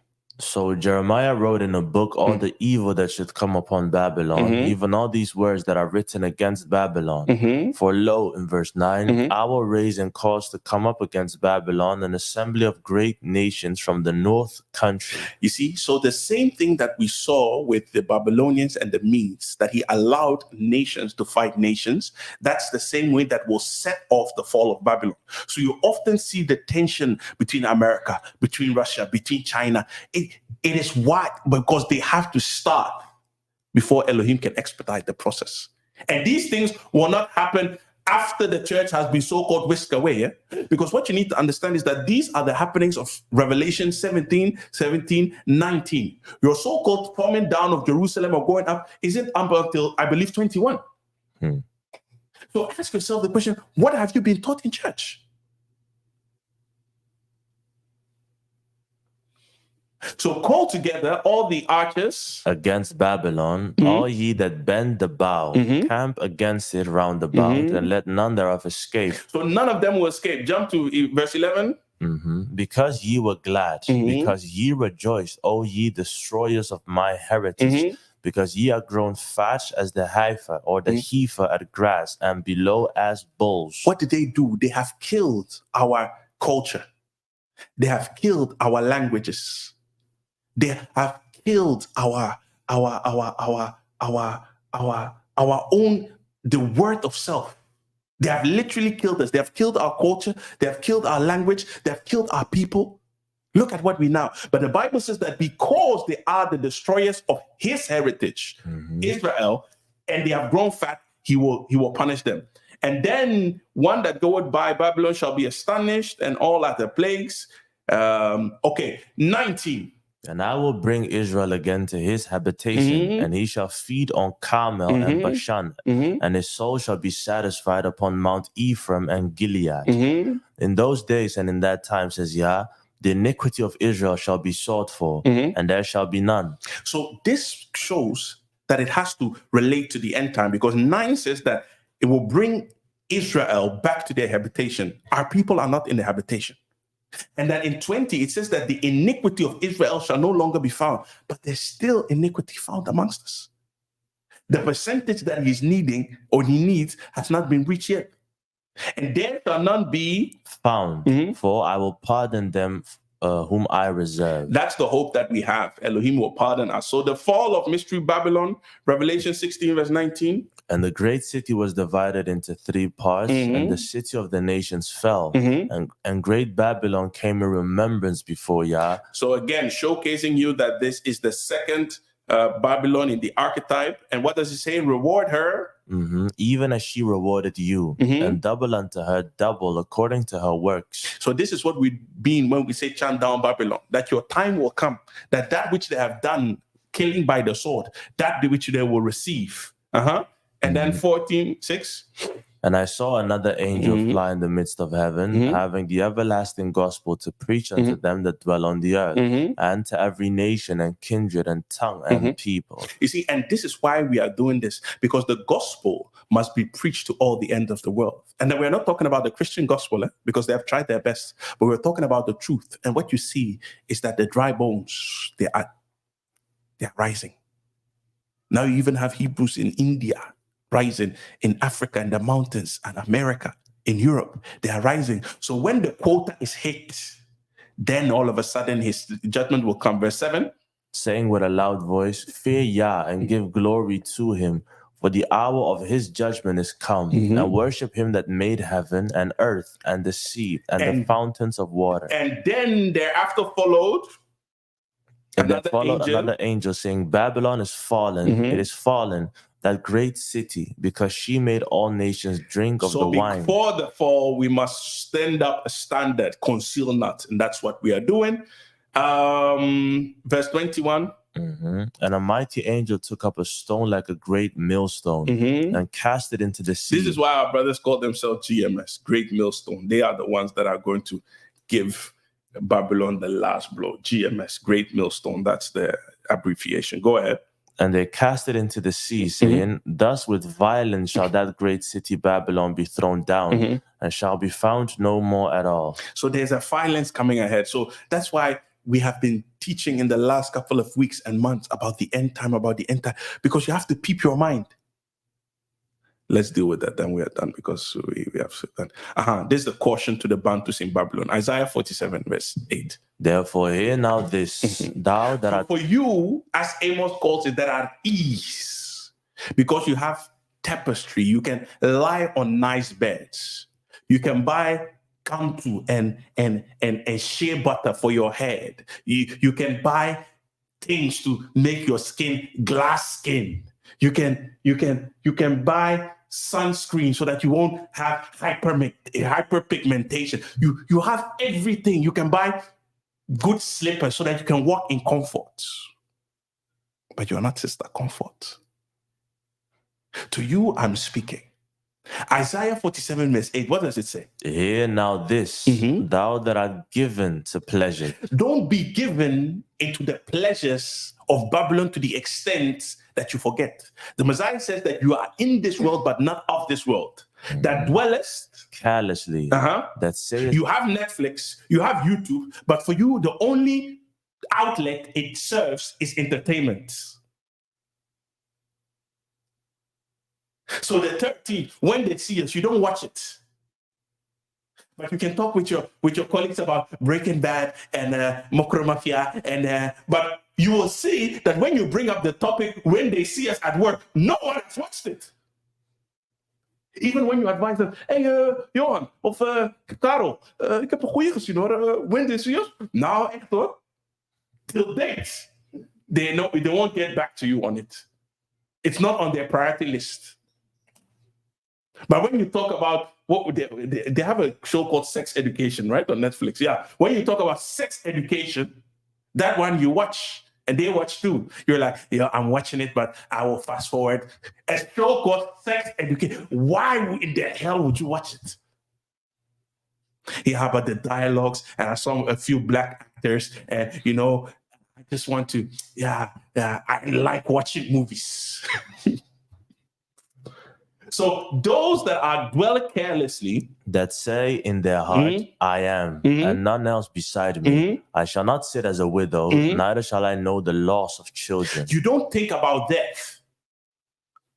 For you are married, so now my husband and 9 months and 9 months. You can be a widow tomorrow.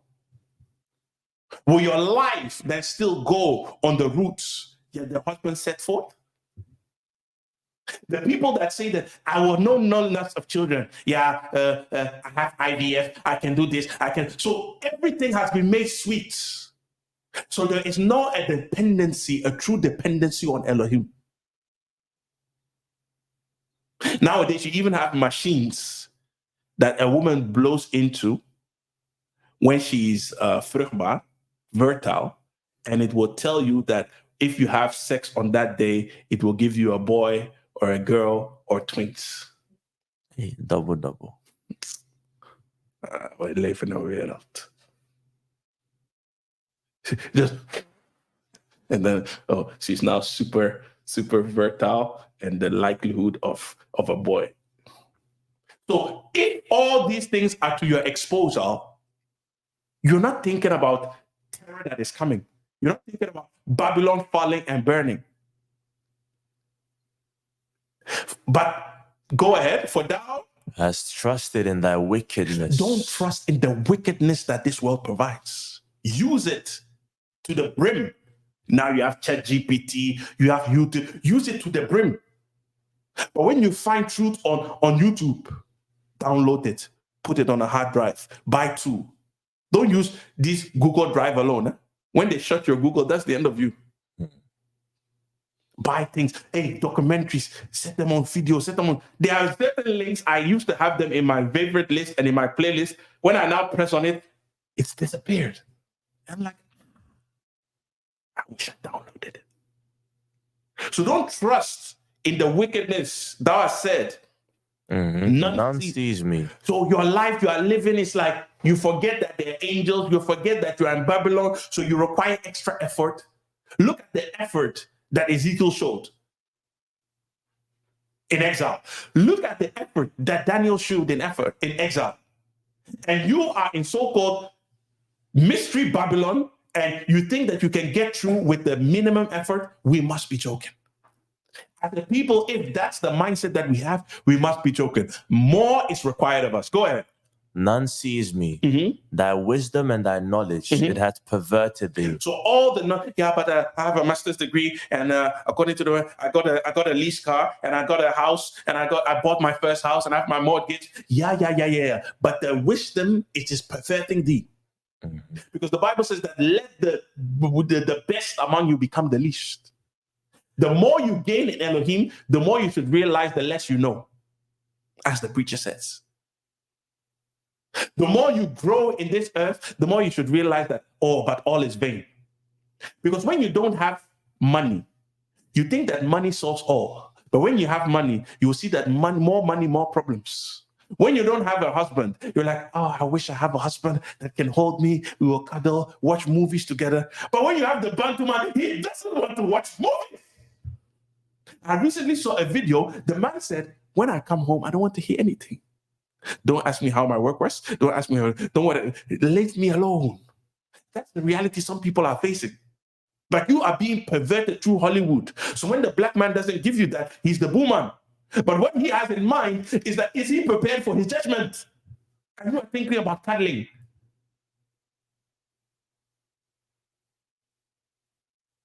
Do you not? 12. Stand now with thine enchantment and with the multitude of thy sorceries, wherein thou hast labored from thy youth. It has been infused with us. You see, this was speaking to Babylon, but the reason I'm bringing it to Bantus is because we are being born and grew up and growing up in this infused climate.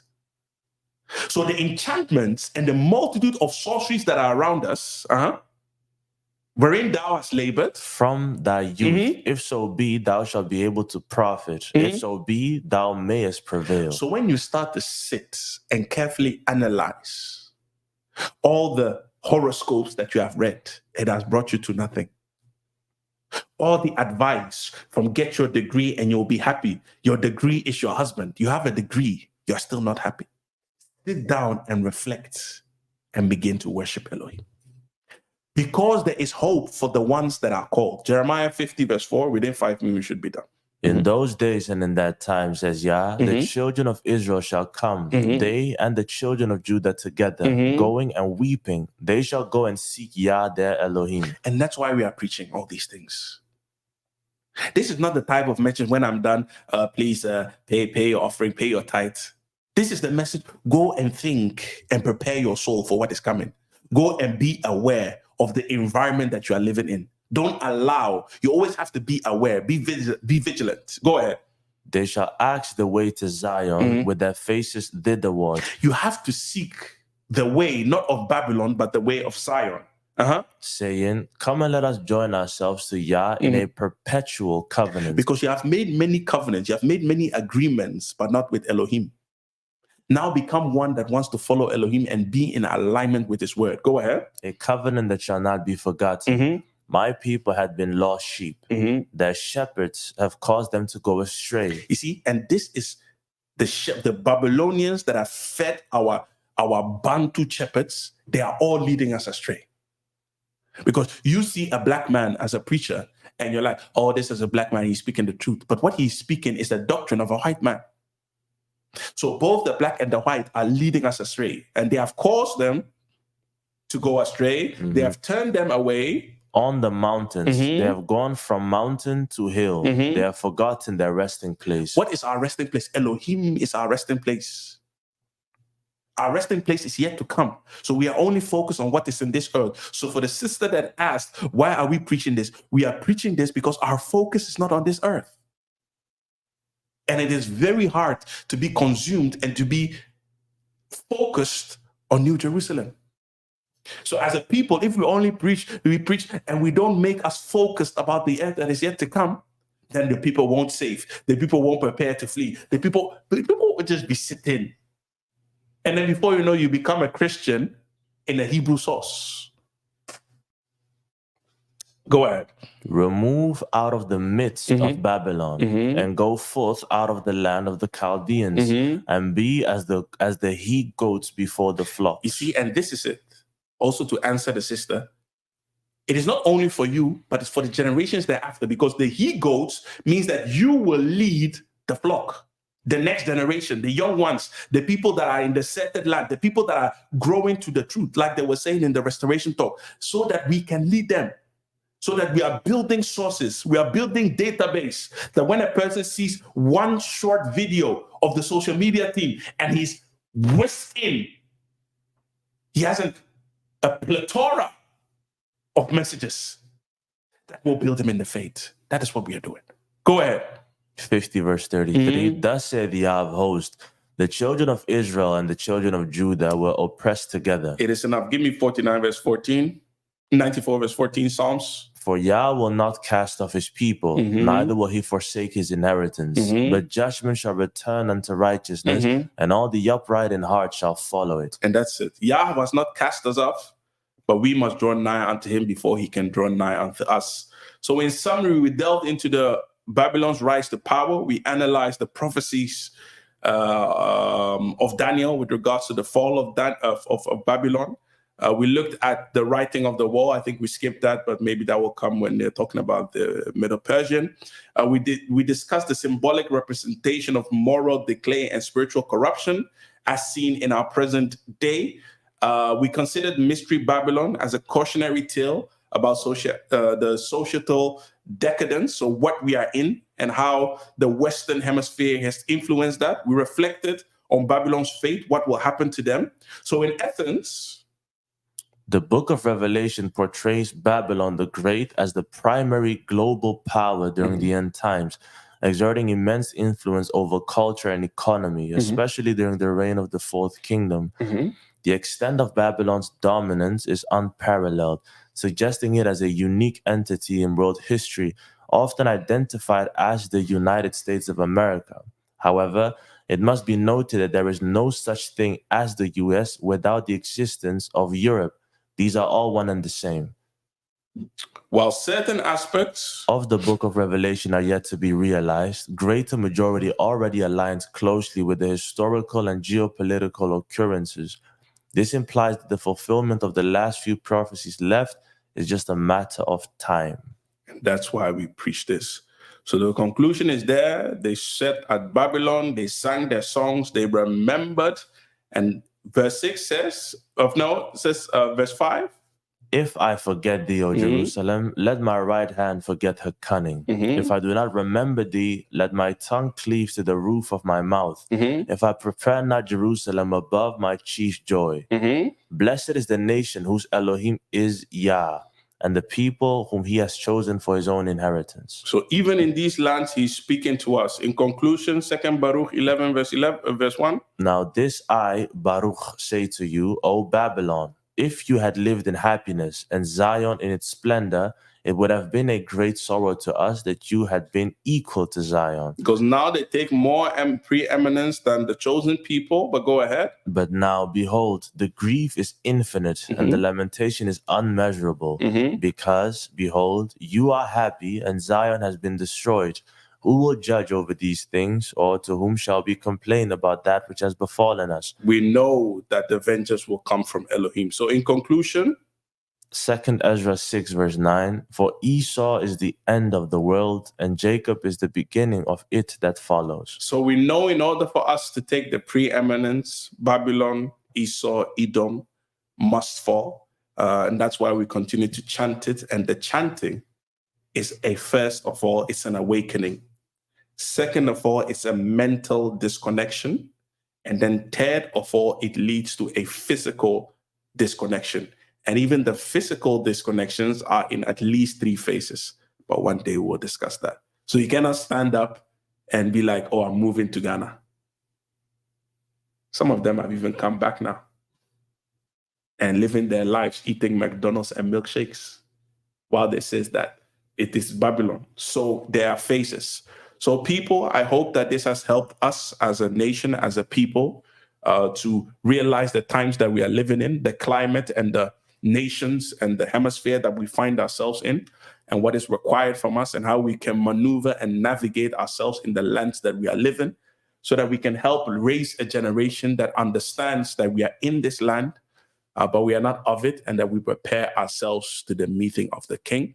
If there are no questions, contributions, remarks, then it's my hope and my desire that you have a wonderful Shabbat, that Yah preserves you, keeps you, causes his face to shine upon you, so that by the next week when we gather together to sit at the feet of the man that will preach, that Elohim's angels will allow us to have wisdom, knowledge, and understanding. Do nothing that you don't want other people to see. Let's try and endeavor our best to live a righteous life. It is very difficult in the lands that we are living, but it is possible. The Bible says that with every temptation, Elohim makes a door of escape. So when you're a person that spiritually descends, the door of escape will be available. And it's not a voice that you hear when you're watching pornography. It's the practical steps that you take before opening the website. That is what wisdom is. So let's please try and grow as a unit, as a people, to that level as we prepare for the coming of the King. We thank you very much, wherever so you tuned in from. Have a wonderful Shabbat Shalom.